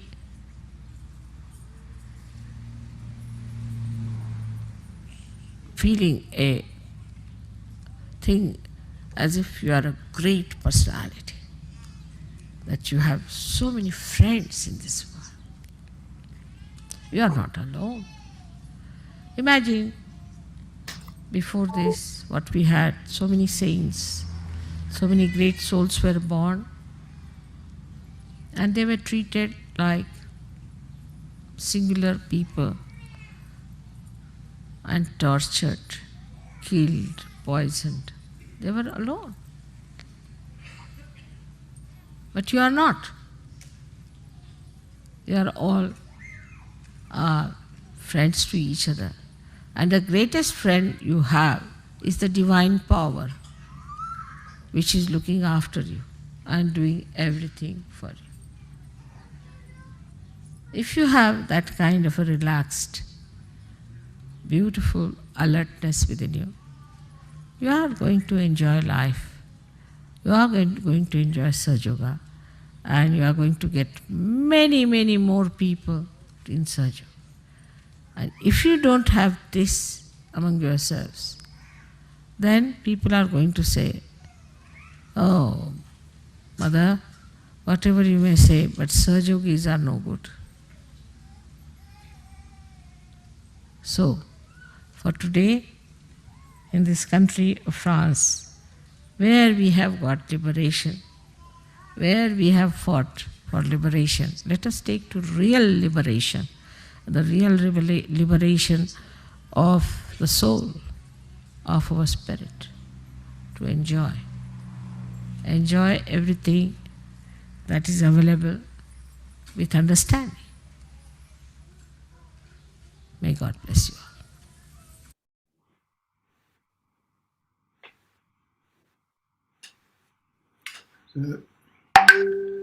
Isn't that really so beautiful? I mean, just you listen to that and you feel you know what is our destiny is. But I want to say something also.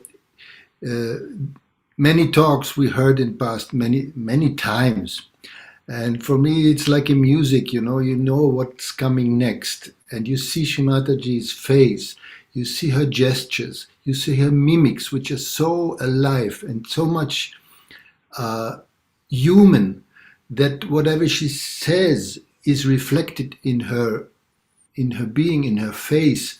So that's why I was always keen not too much to read her the transcriptions, but to really see her and focus on her face, focus on her bindi, as she sometimes said, and listen through the Sahasrara. And so if you said in the beginning we did not see Shree Mataji, you can see her every day. And many times we just saw her from far away in the puja. We were not so near as you see now in the screen, where you can see really her face. It's so beautiful, and I can really recommend to see as many times puja talks like this. And she's always with us. I remember a situation which is on the bridge in Capella, in the very beginning of Capella, and Shree Mataji was cooking for all of us, as Thomas has already mentioned before. You can imagine, like it was Sri Krishna Puja, it was the second puja in Capella at all, and it was raining heavily, and all of us were standing, trying to hide under a tree, but of course you didn't want to move because Shree Mataji was there in person, cooking for us.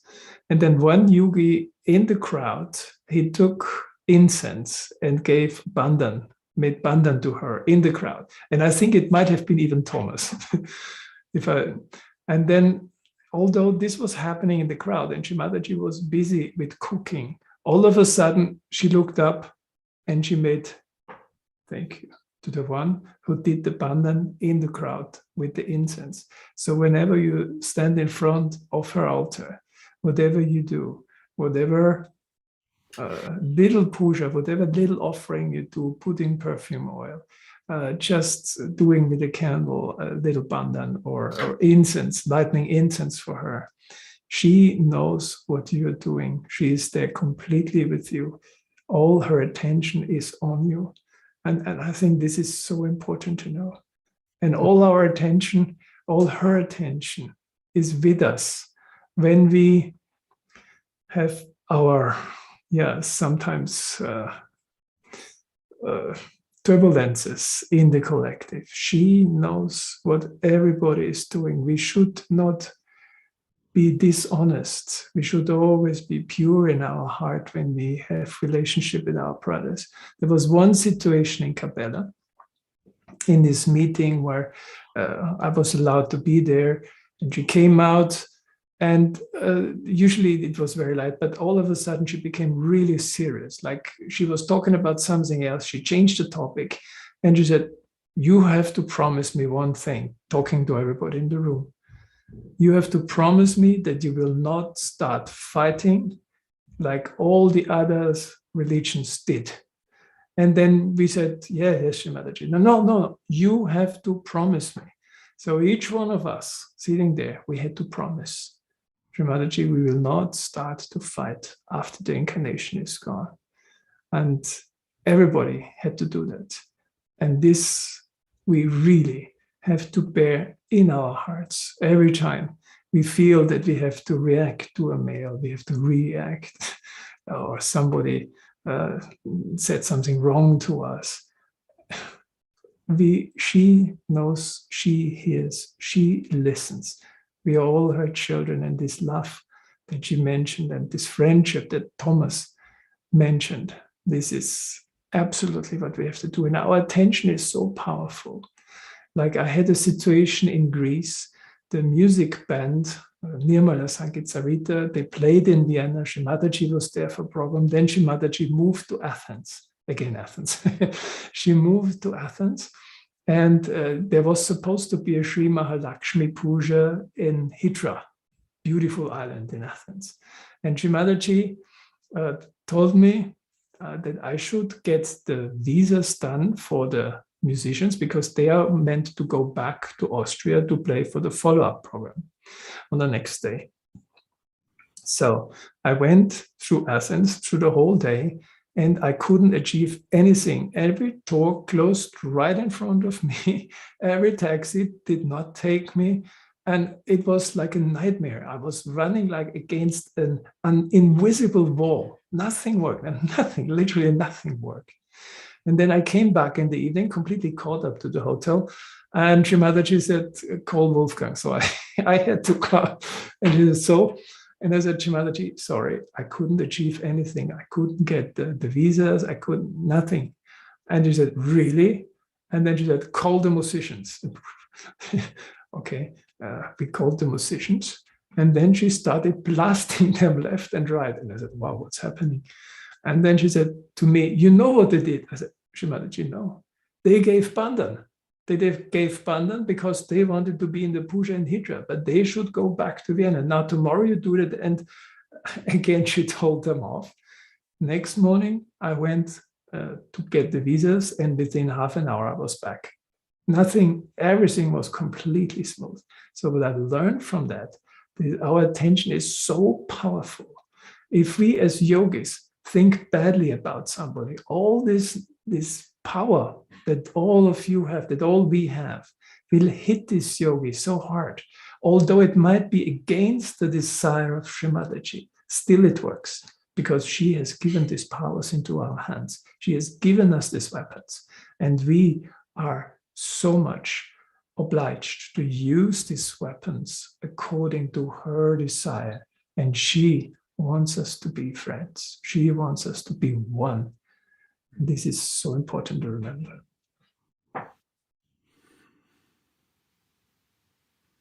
Thoughtless.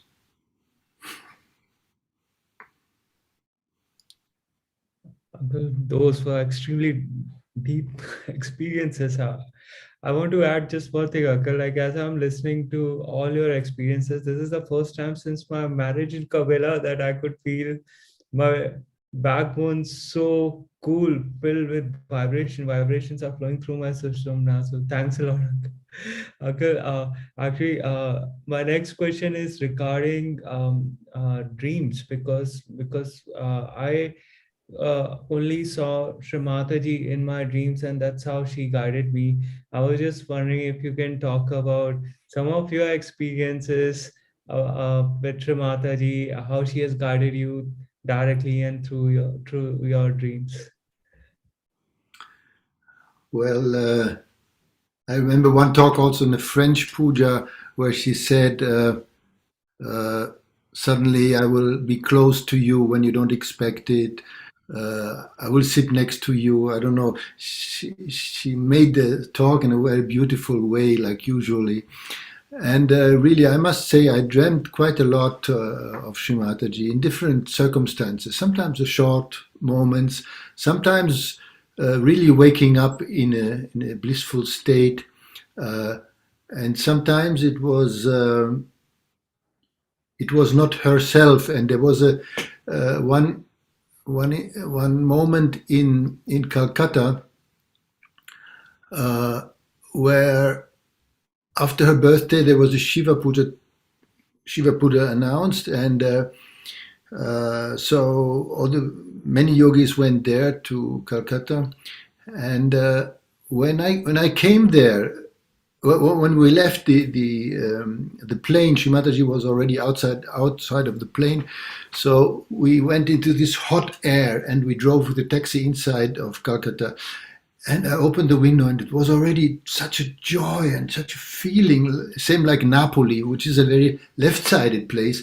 But actually I didn't know about Calcutta, the story of Calcutta. Later on I heard what is the strong left side of this place, which is actually the Mahakali, which is there very strongly, how you say, adored, or I mean, this is the main goddess in Calcutta, with all the positive and negative effects of the left side. And we were all supposed to stay in a high building, a 15-story building with just concrete. It was not finished.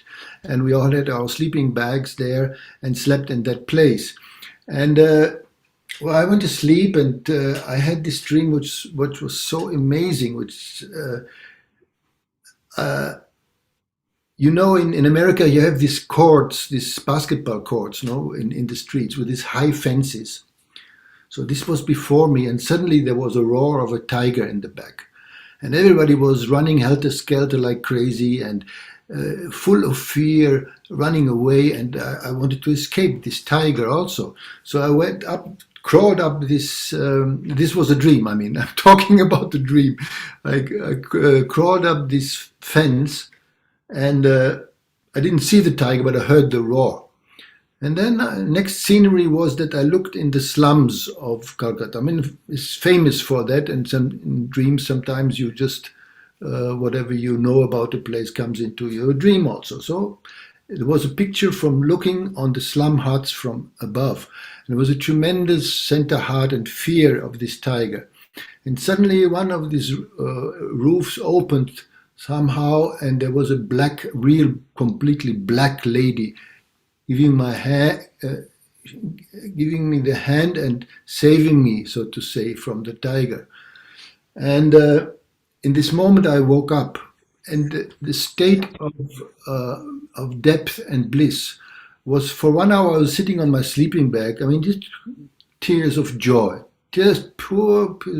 And this was one of these moments where I really recognized completely, oh, Shree Mataji, you are that. I mean, these moments of complete recognition, it cannot be through the brain. No? It's just your whole body, your vibrations feel that. But in this moment it was there, and I couldn't understand. Everybody was sleeping around me. I couldn't understand because I felt the bliss of the whole world and the recognition and the knowledge that she is that. And this was one of the dream, the main dream I remember of Shree Mataji, the most blissful dream. But there was a lot of that. And then in the next day, I came to know that Calcutta is actually later, I came to know that Calcutta is the place of the Mahakali. And then the next day we were invited to the next house, which is also a 15-story house or so, where one of the organizers, yogis, lived. He was quite a well-off, rich person who had owned the uppermost 2 flats on the top. On the top it was a roof garden, beautiful, and it was a complete contradiction what we expect of Calcutta, being the capital of slums, so to say. In the West, we think like that. So that was, I mean, rich grass, I mean, beautiful decoration, marble, sandstone like from Rajasthan, and a little stream of water going through, stereo around, and little lanterns. And there was Hemlata and another one were singing for Shree Mataji. And we were a group of, I don't know, 15 people or so. And I had my little camera with me, and Rajesh, who was one of the main and oldest yogis in India, he took my camera and shot some pictures. And then another miracle showed up, that the camera showed her sitting before a glass table. And actually her hands were reflecting in the table as if she has 4 hands. So, I mean, you can say it's by chance, but of course it was for me. It was an amazing thing when I saw it coming out. No, with her hands going into another two hands reflecting from the table. I mean, I don't know if I send you the picture. I don't know if you have it. Anyway, if yeah, you can see, no, the. And she's laughing in such a way that she knows what is happening.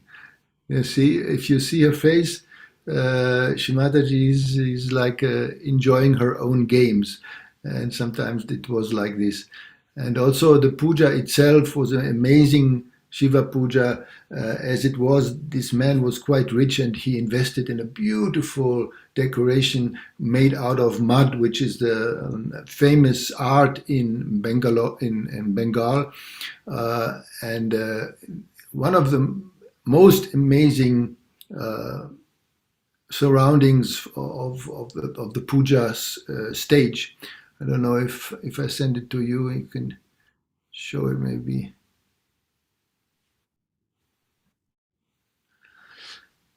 Well, this was, yes, yeah.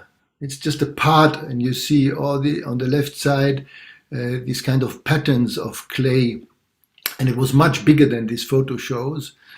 And she was really like a queen. I mean, and the figures on top, which you see, supposed to be maybe Shiva, but also if you think of Peru or the ancient statues in South America, it looks like that also. No? So for the Americans, I think you can see Shiva reflected in your tradition, in the old traditions of South America also. So this is the little story of dreams, but I guess you can all have dreams of Shree Mataji and she can be present to you. You just ask for it. Maybe there's a trick sometimes also. You can lie in bed in the evening and you just say the names of Shree Mataji, Shree Mataji, Shree Mataji, Shree Mataji. Please be with me in my dreams. And then you doze off and maybe she gives you some ideas or some visions of what you want to tell you individually. Anything else? Uncle, this is a question related to the previous question. I'm just curious how you and Uncle Wolfgang met for the first time. What was your experience like? And a little bit more about your friendship.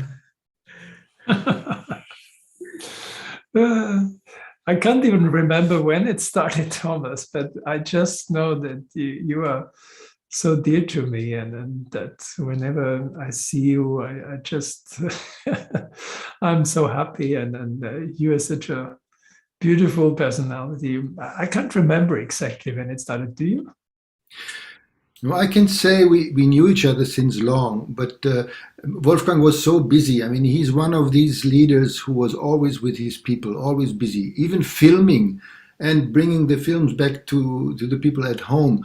I cannot say any leader who did like this with his people, so to say, if you can say so, with his people. But of course, it's Shree Mataji's people. But I mean, for Austria, he was always in the center of everybody and being really friendly to people, which is really an example. But I think only in the last years, sometimes we were sitting really together and chatting. And it is what Shree Mataji sometimes says, that you appreciate the vibrations of another person also, and you can feel that. On the famous saying of, I mean, if you want to say so, one Namdev came to another saint and says, I came to see the formless and here you are in form. And somehow it's like this, you know, you feel the vibrations, but you feel it also in the form of in this case of Wolfgang. And I can really say I appreciate that very much. And definitely vice versa. Definitely vice versa. Whenever I see Thomas, he's such a balanced yogi, and he's a yogi for so many years. And you can see these years of devotion to Shree Mataji in this personality, which is such a beauty that it emits. And I can see this with Thomas, and I can see the blessing of Mother carried along with him. And what I remember is one situation in Germany. We had some troubles in Austria as we were going through a very tough project to build a house for Mother. And Shree Mataji invited us for a puja to Berlin. And Thomas was there. And there I just noticed how much he feels the subtle nature of the things that are happening. And for me, this is such a beautiful thing to see it in another person, to see the depth of that yogi, to see the collective consciousness, like how he feels not only the big waves on the big ocean of the whole scenery, but he feels the little ripples already. And that just makes me understand the depth of a personality. And this is, Thomas, something which I really, really appreciate so much. No, but you see, here I have to say something which is also maybe a little bit another side of it. Because the most beautiful thing inside yoga, the depth of our spirit, is also a big challenge sometimes. Because from beginning on, as Wolfgang said in the beginning, and I said when I met Shree Mataji, we were thrown into that bliss. But of course, our system was not at all ready to sustain that, and it was not supposed to be also. As Wolfgang said, you would just leave your body, or you're just ready to not move. And I have these moments also in my life where the Shiva Tattva, the complete endless divinity, which is without name, without existence even, not incarnated, but in an abstract way in us, is pure joy and detachment. And I know these states, they are not so often, but I can say I experienced them, and sometimes I really didn't want to get out of that. And once I was in a plane coming back from Shree Mataji's 85th birthday from Chhindwara, and it was already, she did not speak very much, and it was not easy, especially for us who was a long time with Shree Mataji. It was not easy to see her physical state, and she would not react on us sometimes. So we were flying back in the plane from Nagpur to Delhi, and I thought, okay, meditate. And I had a friend with me on the left side, and I just tried to meditate. And suddenly I heard the roar of the plane, and with this sound, somehow, I don't know if it was an ohm or what the plane did, but suddenly I went in that complete Shiva's amazing thoughtlessness, which is another layer, and not only to be thoughtless. I mean, I want to say that we are all not ready. There are so many layers of our consciousness we still have to discover. But I can say that this state is really something where you don't need to move. You don't want to go anywhere else. This is just the best that you can imagine. You know why I came out of that? That was a very interesting acknowledgement somehow, that I wanted to tell this friend about this state. And then I understood what is, Wolfgang, was heißt Barmherzigkeit in English? Compassion.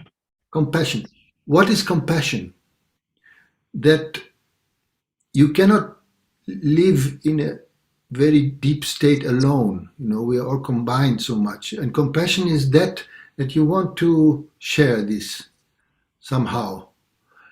And this desire to share this experience just brought me out of it. And it's funny, but that's how it is. I mean, it's also the most difficult situation in our Sahaj life, that once you experience these things and you compare it to our daily life, sometimes it's exhausting, it's difficult, it's really difficult, because you know there's heaven, but you are still in the lower areas of the earth very often. You have physical problems sometimes. I'm saying mental things, like you feel a little bit depressed sometimes, or you feel not well, you feel not up to the mark, you are not a good yogi, or whatever it is. And then if you compare it to these high states, it's not easy to live that life. But I can only say, whatever we go through the difficulties we go through, it's really one possibility to get out of it is to remember these good moments, to remember and to strive to be there.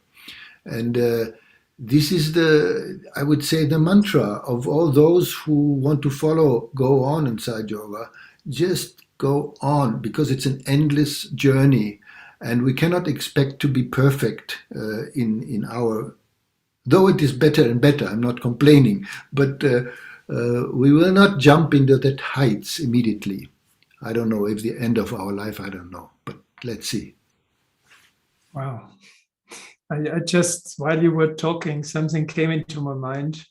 What to do if you are in a conflict with somebody, and how to best deal with it. And what helped me, and I had to go through different things in my Sahaj life. Some of them were fantastic and others were also fantastic, but a bit harder to chew. And what helped me so much is to learn from other yogis, to see if I see a quality, like in the beginning when Vikram started talking, I saw this amazing humility, and I just want to also have that, to behave like this. Or when I see yogis from Kabbalah, Sandeep, or whosoever, even people who really create problems to me, I just try to find their love for Shree Mataji in their heart. And that really has become a fantastic formula for me, which works. If somebody creates troubles to me or even hates me, it doesn't matter. But I try to find, where does this person have Shree Mataji in their heart? How much this person has Shree Mataji in the heart? And as soon as I find a spot, and even if it's a tiny spot, I'm completely, all my defense mechanisms go down. And I just feel this compassion, as Thomas has spoken, this compassion and love towards that person, although it might just attack me or something. And that's a formula which really helped me personally a lot. I don't say it's something for everybody, but there is this love for Shree Mataji in each and every heart of all the yogis. Some yogis are sometimes behaving in a way that you are not really sure why they would do that, but they also have their Shree Mataji in the heart. And if we can see that, then we automatically, both of us, get closer to Mother. And I think this is such a fantastic thing that she had given to us. This is really, if you want to ask me what is our future, what is my future? I'm already 68 now, and what is my future after a long time of meditation? Is there do I aspire to something? What is my aim in the life? Yes, there is a lot. I mean, because what Wolfgang said about these little troubles you feel also with people, that you challenge your own capacity to love people. I'm not saying about artificially, oh, we love everybody. You know, it's just an introspection. Why I do react? Why is my ego still reacting? And to overcome this is already a big vision, a personal vision for me, to be really more loving and accepting people from inside. Accepting is really like a big mantra, accepting situations, not judging situations, or having too many opinions. I mean, Shree Mataji was talking about opinions also, why you have this opinion about this and this. Who in the end likes you? You don't like this, you don't like this, who likes you? I mean, this kind of attitude to develop more and more, I think we are all not there yet completely, and I feel I can still gain a lot in this lifetime. And it's one of the blessings of Sahaja Yoga, I think, that our life becomes an endless evolution, whereas in the West or in many parts of the cultures, suddenly old age becomes something where you just put everything bad under the carpet. You don't develop anymore. You just become more sick. You have more trouble with people. It's terrible. No, we're just constantly developing. And this is one thing, not only individual, but also collectively, I feel that we really should aspire to see the long life development and not artificially, give ourselves or fix ourselves in a certain time of our life. This is what we are. No, we still continue to grow. So in this way, we are not higher or lower to anybody, because I saw young people nowadays. If I see you, Vikram, or I see young people who are jumping really into Sahaja Yoga and make such big steps in the way they are connected to Shree Mataji. So there's big hope, big hope for Sahaja Yoga. And if you come to Kabbalah, you see the melting of the different cultures and the different collectives, and everybody melts and nobody's bothered to the individual problems of the collectives. So I can just say to come together there is really a big blessing also in Kabbalah. Well, speaking of such, this is such one of the best things in Sahaja Yoga, that you meet people from different countries whom you haven't really known before. And all of a sudden, not only the person itself, but the country itself becomes part of your heart, becomes part of your being, becomes part of your benevolent attention and love. Like, be it Ecuador, be it like we had been working together, and now all of a sudden Ecuador, before it was just a spot on the landscape, and now there are people, beautiful people behind it, or Chile, or Peru, or the South American. Shree Mataji mentioned South American countries, and that came to me. We had the Sri Vishnu Maya Puja in Kabbalah, and in the preparation, we had a short meeting, and there was one man elderly man from Chile or Peru. I don't know exactly anymore. I just looked into his eyes, and I felt such a love for a person whom I didn't know, from a country which I haven't been yet. And that brought me so close. And whenever I see this name of Peru or Chile on the map, there is a connection of the heart, or be it some other country, be it Kenya in Africa where I'd been, or be it any other country. It's such a blessing that we have in Sahaja Yoga, that we start embracing the whole world, that whatever happens in the whole world, it concerns us, not in a way of suffering necessarily, but in a way of benevolent attention that starts flowing all of a sudden. And this is so amazing. This is one of the greatest things she has given to us. And this is something to really do also, this intention from the depth of our meditation, to see that we have this power from our meditative processes, not only by spreading Sahaja Yoga, but individual. We have, I think personally, we have a heritage to go in that depth and put our attention, our thoughtless attention, to things, and be sure that we work out something. I mean, we don't need to go in ego. We don't need to see what's happening, but just be sure that our depth is very important. Not only spreading Sahaja Yoga. Uncle, if it's okay, can we take some questions from YouTube? There right now, like more than 100 people watching this live stream, and I'm combining two of those questions with the question I wanted to ask. Uncle, can you describe what a real Sahaja Yogi is like? And Uncle, while you are answering that question, if you can also share your experiences within Sahaj, like how you grew through all the hurdles which came to you individually and collectively. So this is the question, Uncle. I'm just combining those two.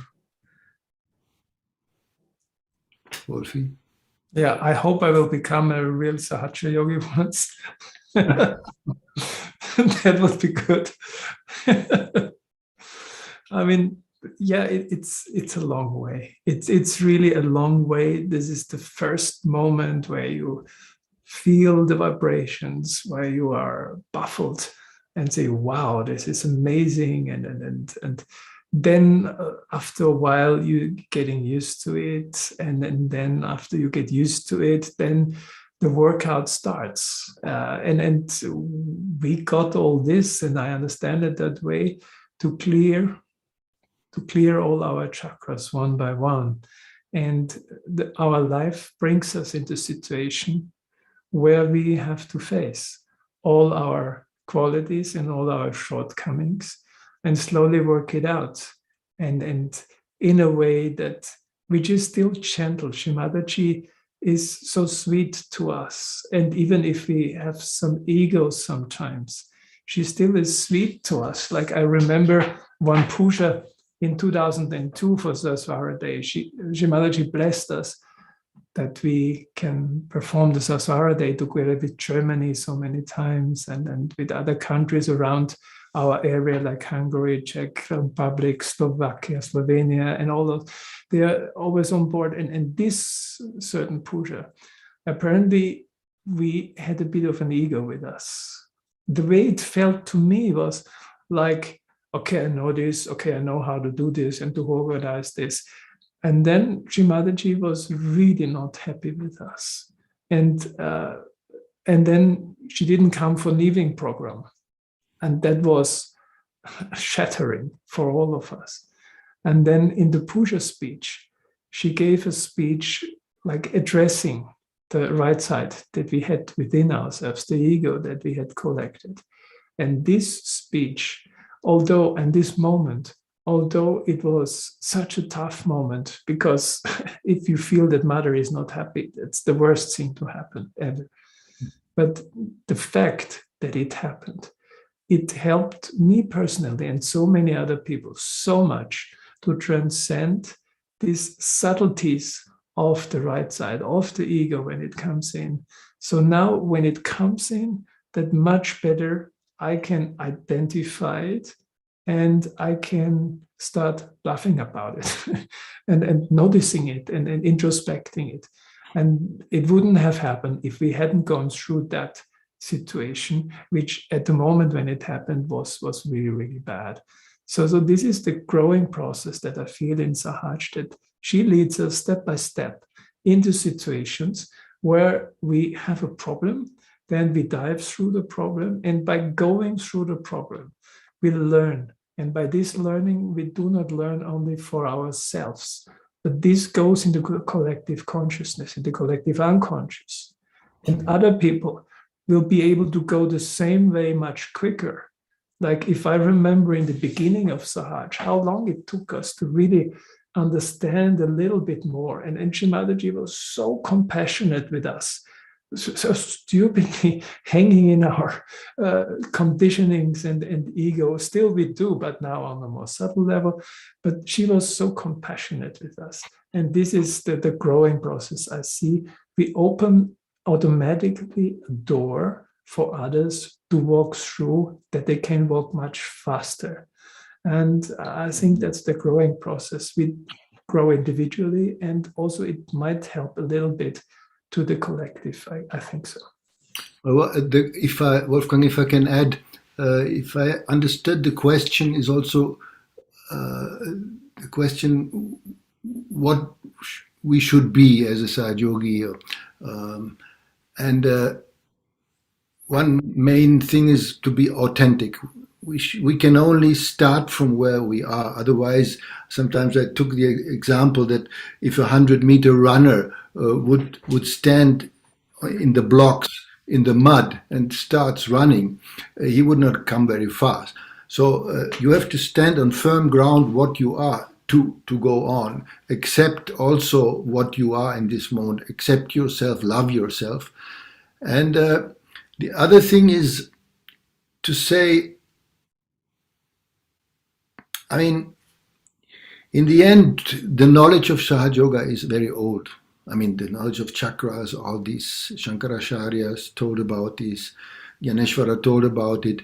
What is the speciality of Shree Mataji is that she gave it to us, which was never before the case. So I think to be a Sahaja Yoga starts really, if you can from inside, without anybody else around you, from your heart, accept that Shree Mataji is what she is. The Adi Shakti, the kinetic power of this universe. And I mean, this is nothing that I really can say that I have it always, this knowledge, I mean, this complete recognition. And it only comes from inside, but it's a process. If you invest this feeling towards her, then the depth comes. And from the depth comes more recognition, like that. No?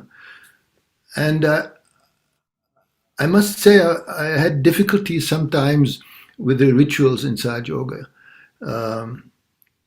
And also the Hinduism in Sahaja Yoga. I mean, sometimes I have the feeling also now, sometimes we're going into a situation where Brahmanic things coming up or are imposed on Sahaja Yoga, which is not true. Sahaja Yoga is universal and is not Hinduism, very clearly.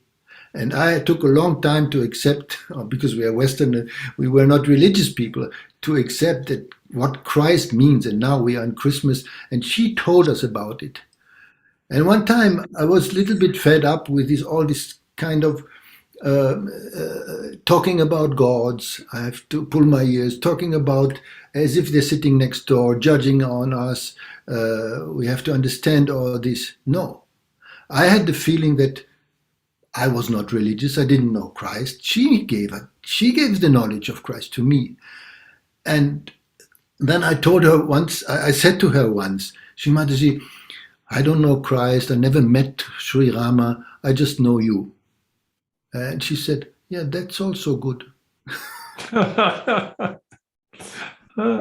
This was just a great mantra for me, that we should not overdo also too much of ritualism at all, or I don't know, being religious in the traditional way, but being religious from inside, because to be our own guru is the main mantra of every public program. You have to become your own guru.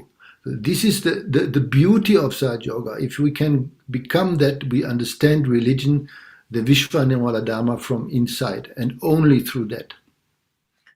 If I may add to that what you said, she said it all, she spoke it out in many different speeches, what a Sahaja Yogi should be. But the main thing she said in 2008, this one puja, which is quoted many times, where she said, you have to be cool on top of your head and on the hands the whole time. That brings it to a very simple level. And I just noticed that my camera is running too long, but I continue and then we'll put a new camera.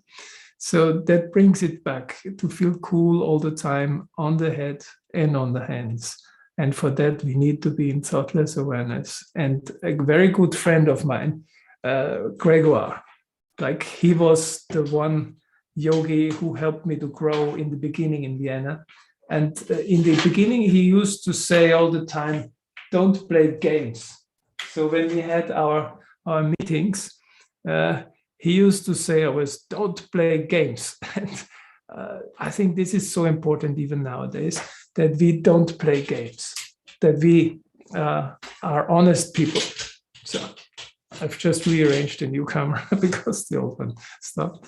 Don't play games. If we are always honest and pure and authentic, as you said it, This is so important. Like in politics, people use situations which they would also have done wrong just to finger point on others, just to say, haha, this is wrong and that is wrong, searching mistakes in others, being happy if other one make mistakes. This is not purity. Purity is to give the help to everybody, to be benevolent to everybody, to love, to try to love as much as you can. I think that's so important for Sahaja Yoga, with this compassion of Sri Jesus, that we have it with the world, that we embrace the world, that we see the positive in every other person.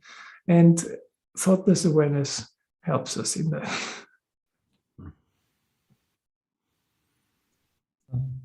Thanks a lot, Anka. Anka, I have a couple more questions from YouTube.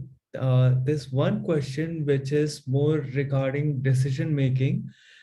This is how do we recognize in the moment and make the discrimination that there's a kind of negativity that we are facing and that could be harmful for yogis to collective, and that we shouldn't go with that sort of negative.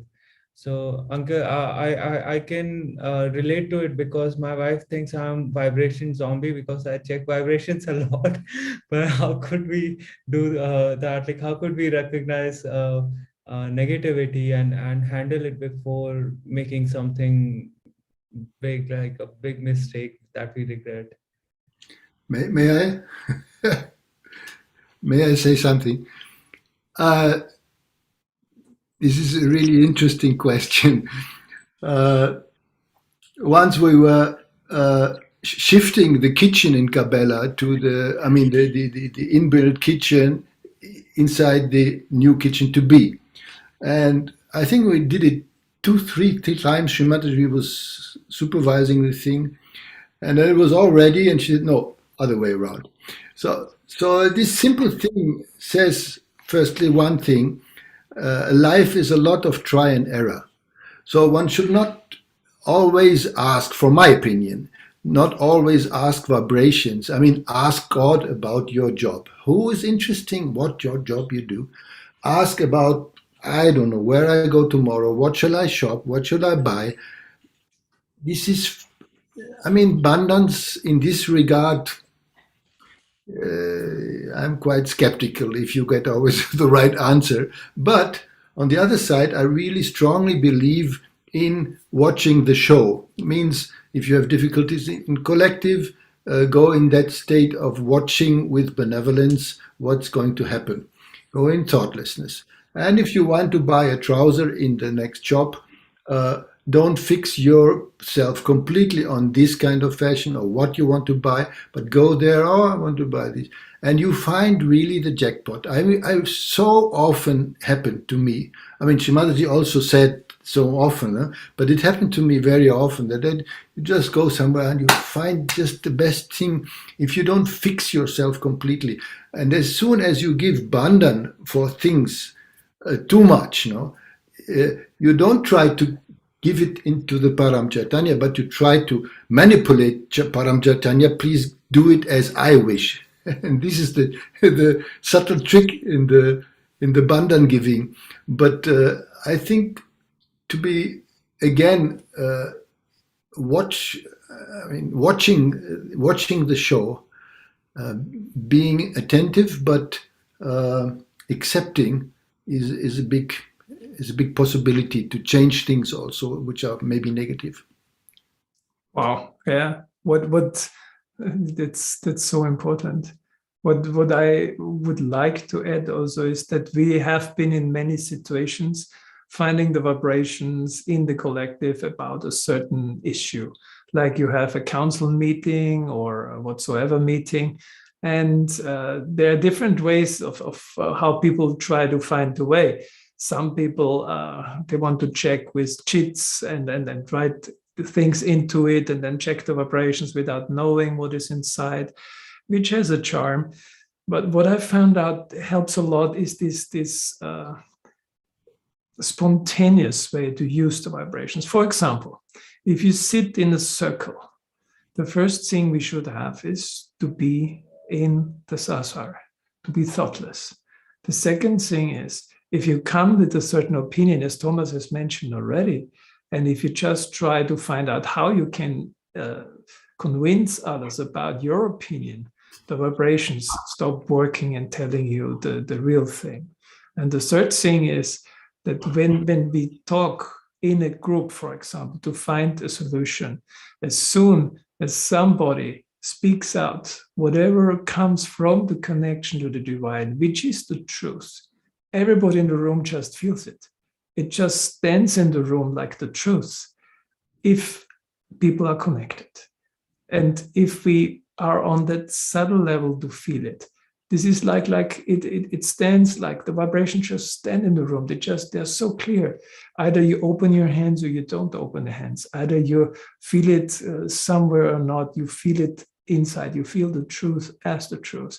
But we have to be in that state. And the reason why we are in conflicts and why we have difficulties with decisions is because we, of course, in a very humanly way, we try to stick to the idea that we have brought along with us. And that brings us into trouble. So if we are really, really open to give up our point of view, but to listen to the divine, to listen.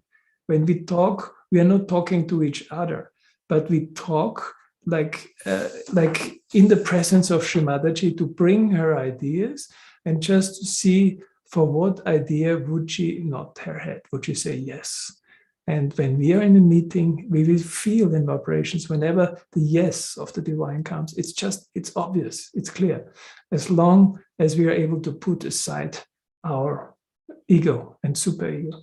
But if you're not able to put it aside, then whatever idea comes through, even if it's a perfect idea, still you can discuss, you find another argument against it, whatever it is. You can find any argument, you find another one. So this is really to connect deeply, and then the right thing will just come out.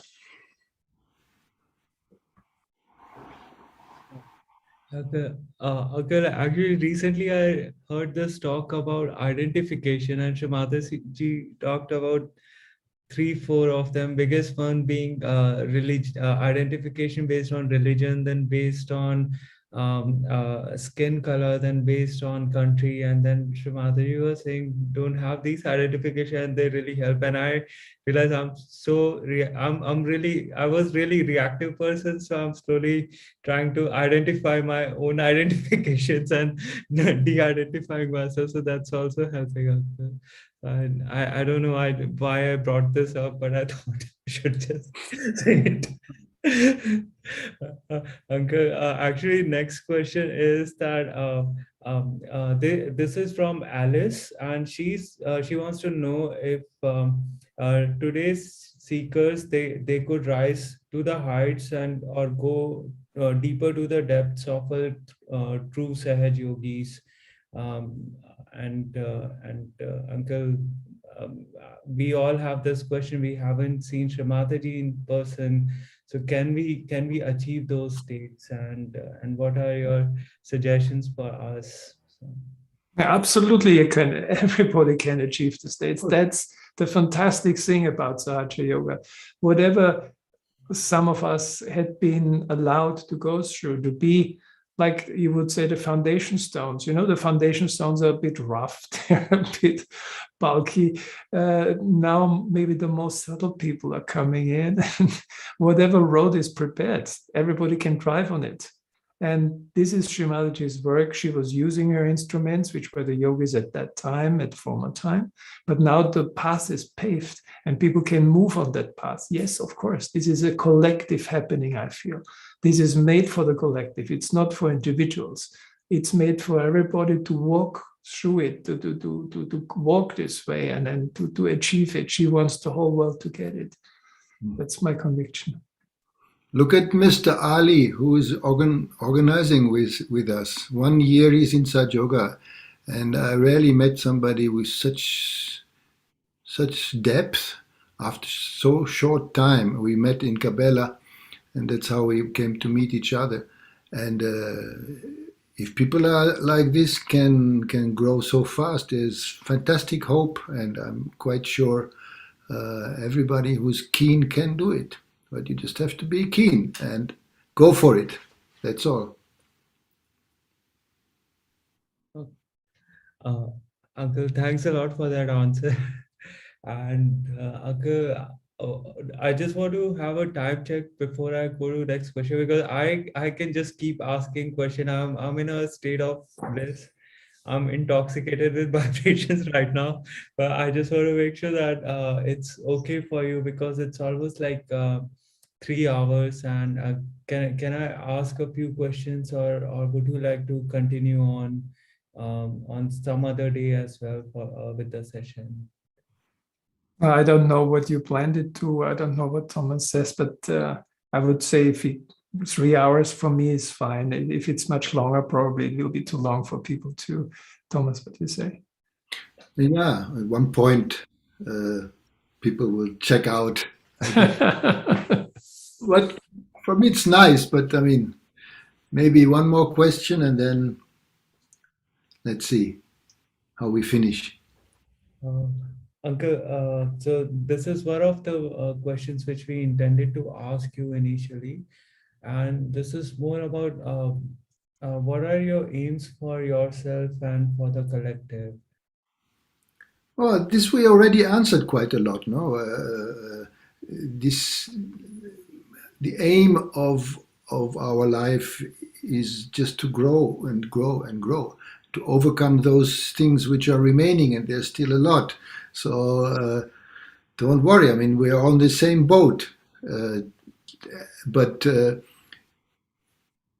if I see myself, I still hungry for deep vibrations, deep meditations.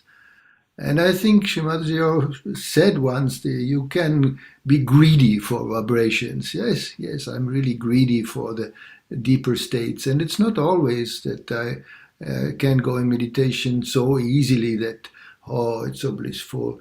It's not every time. So still there's a lot of space to grow. But I think we talked about this before. Maybe you have another question. Can I just add one thing to that? Like, I heard the speech of 1977 when it's called The Spirit. And this is about 20 minutes long. And after I heard that speech, I thought, okay, even if I have to die now, it's fine. I've got everything. I've got the whole knowledge, the whole truth, the whole Satchitananda. I could feel it. She has revealed it. And another speech which brought me into that feeling was The Creation, is also of 1977. She says everything about how the universe came into existence, how the Vaikuntha, the Virata, the Bhavasagara, how all that came into being. I mean, she revealed the whole secrets that mankind were striving for millions of years. She revealed it in a few minutes to us, and she revealed it in a way that she connected us. So I must say I'm a deeply, deeply satisfied soul with what we have got. What I still want to achieve is to pass this blessing to many people, to share the vibrations that she had given to us in different meetings when she gave us the chance to be with her and like watch her, what she's doing, how she's doing it. I really, really honestly, I want to pass this on, because each of them is a gem. It's in a treasure box. It's a pearl of vibrations. It's a pearl of knowledge that she hasn't given to me as a person. I'm just a part of the individual being of the Virata, and everybody else is part of that. And I want to be able to do my share, that the whole collective can rise, the whole collective consciousness can rise. Whatever that means, I don't know. I put it at her lotus feet. And at the end, I just want to be completely absorbed in her lotus feet.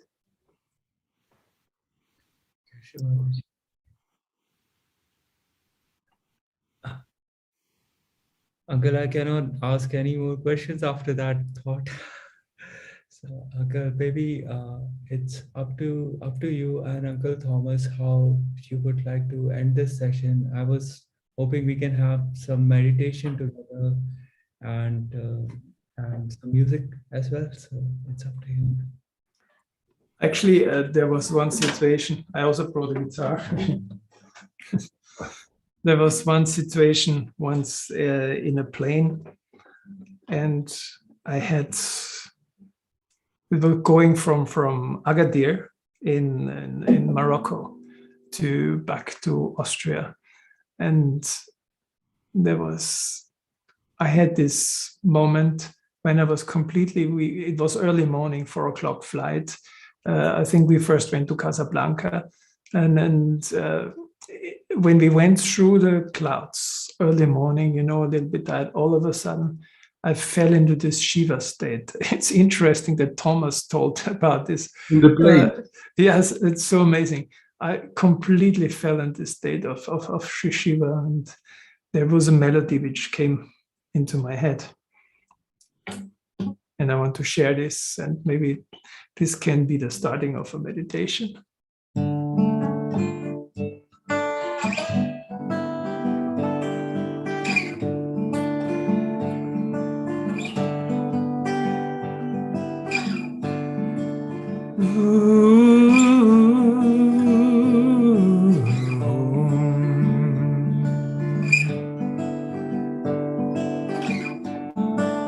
You are the cool rivers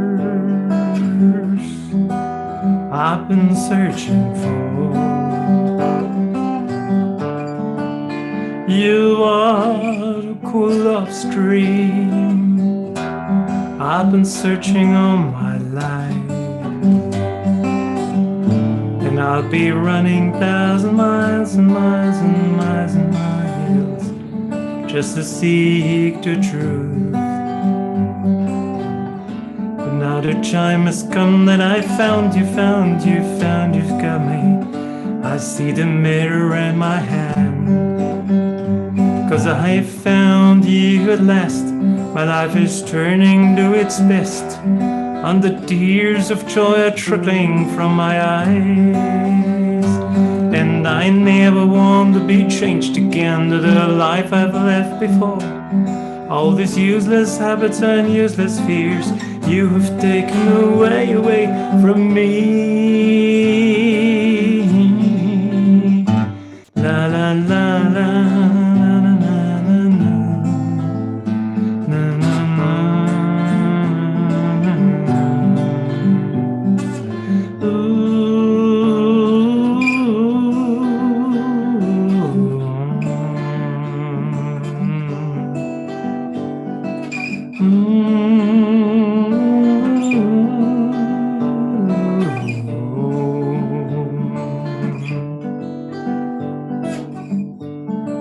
You are a cool river, cooling gently down my mind. You are the cool love stream, living waters in my fan. There are no limits, there are no words which could describe the peace I feel when the rough sea's coming down. Steady eyes, watch this without desire, watch the other children play. Stillness in my mind and soul, 'cause I found you at last. My life is turning to its best, and the tears of joy are trickling from my eyes. And I never want to be changed again to the life I've left before. All these useless habits and useless fears you've taken away from me. La la la la la la la la la.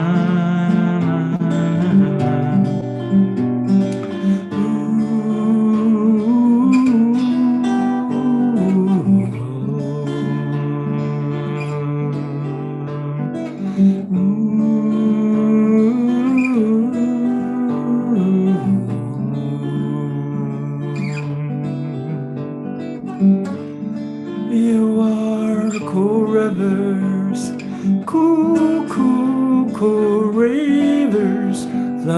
gently through my palms.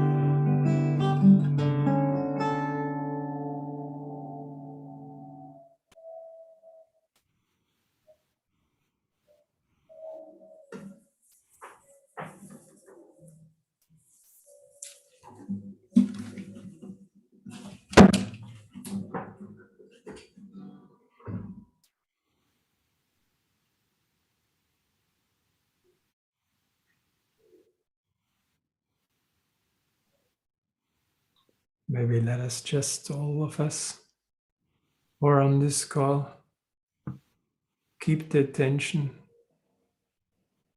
very calmly on top of our head.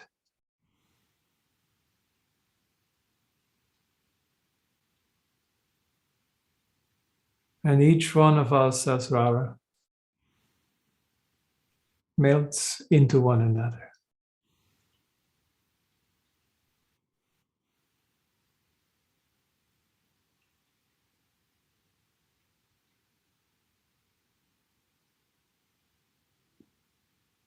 Let's expand the Sahasrara.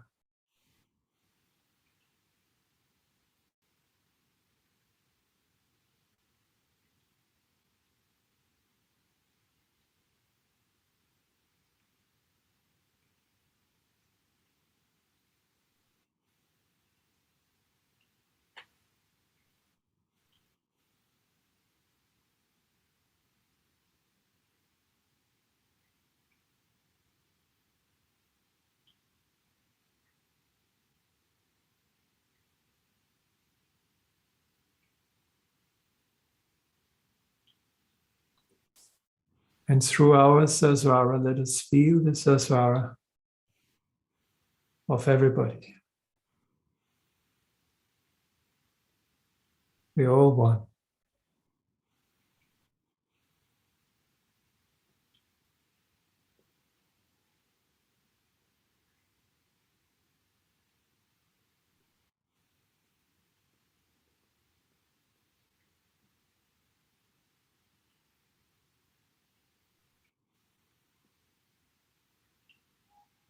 Go deeper and deeper.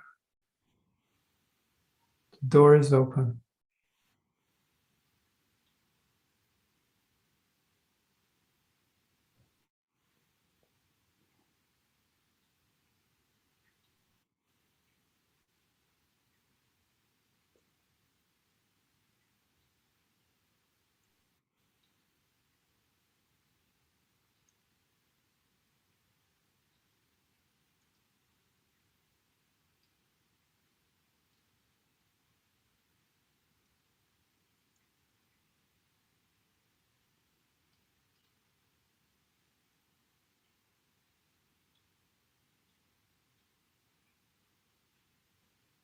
Maybe Thomas, you would like to guide the third mantra?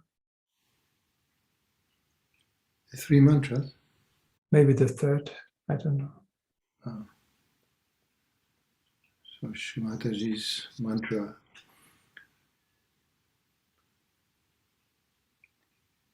Om Tvameva Sakshat Shri Kalki Sakshat Shri I'm lost in meditation. Sahasrara Swamini Moksha Pradayini Mataji Shri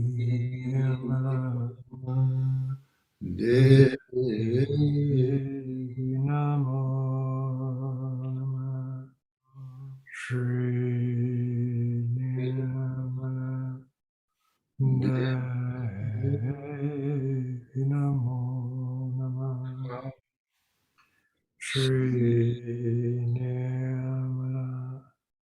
Devi. Namo.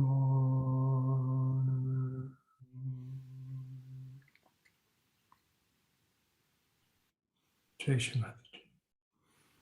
Jai Shri Mataji.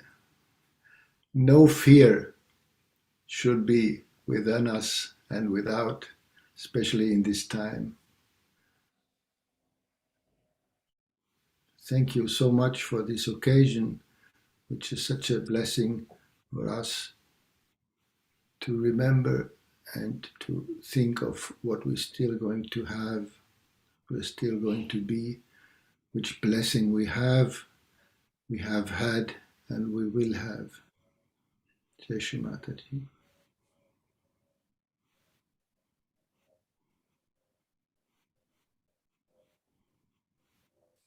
Jai Shri Mataji. And I want to thank Shri Mataji from bottom of my heart for giving us this beautiful day, for giving us this beautiful collective, and for giving us these moments with Uncle Thomas and Uncle Wolfgang.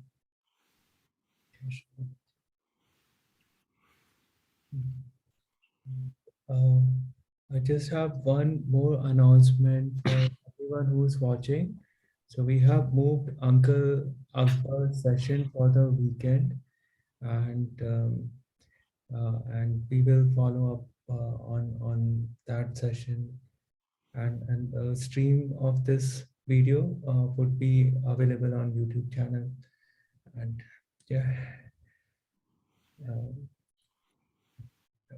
it was such a beautiful vibrational session, Uncle. I don't think we could ask for more, and this was just way too much for us to take. So I think this would be the last session for the day. Okay, then.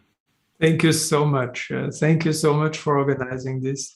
I felt like Mother brought us all together, and she made her own things out of it through your initiative, which is so fantastic and so Thank sweet you. to do. Thank you. Thanks, Uncle, and thanks Ali for making all this possible. I can't believe he's like so new, just 2 years into Saj, but I'm learning so much from him. Jai Shri Mataji. Thank you.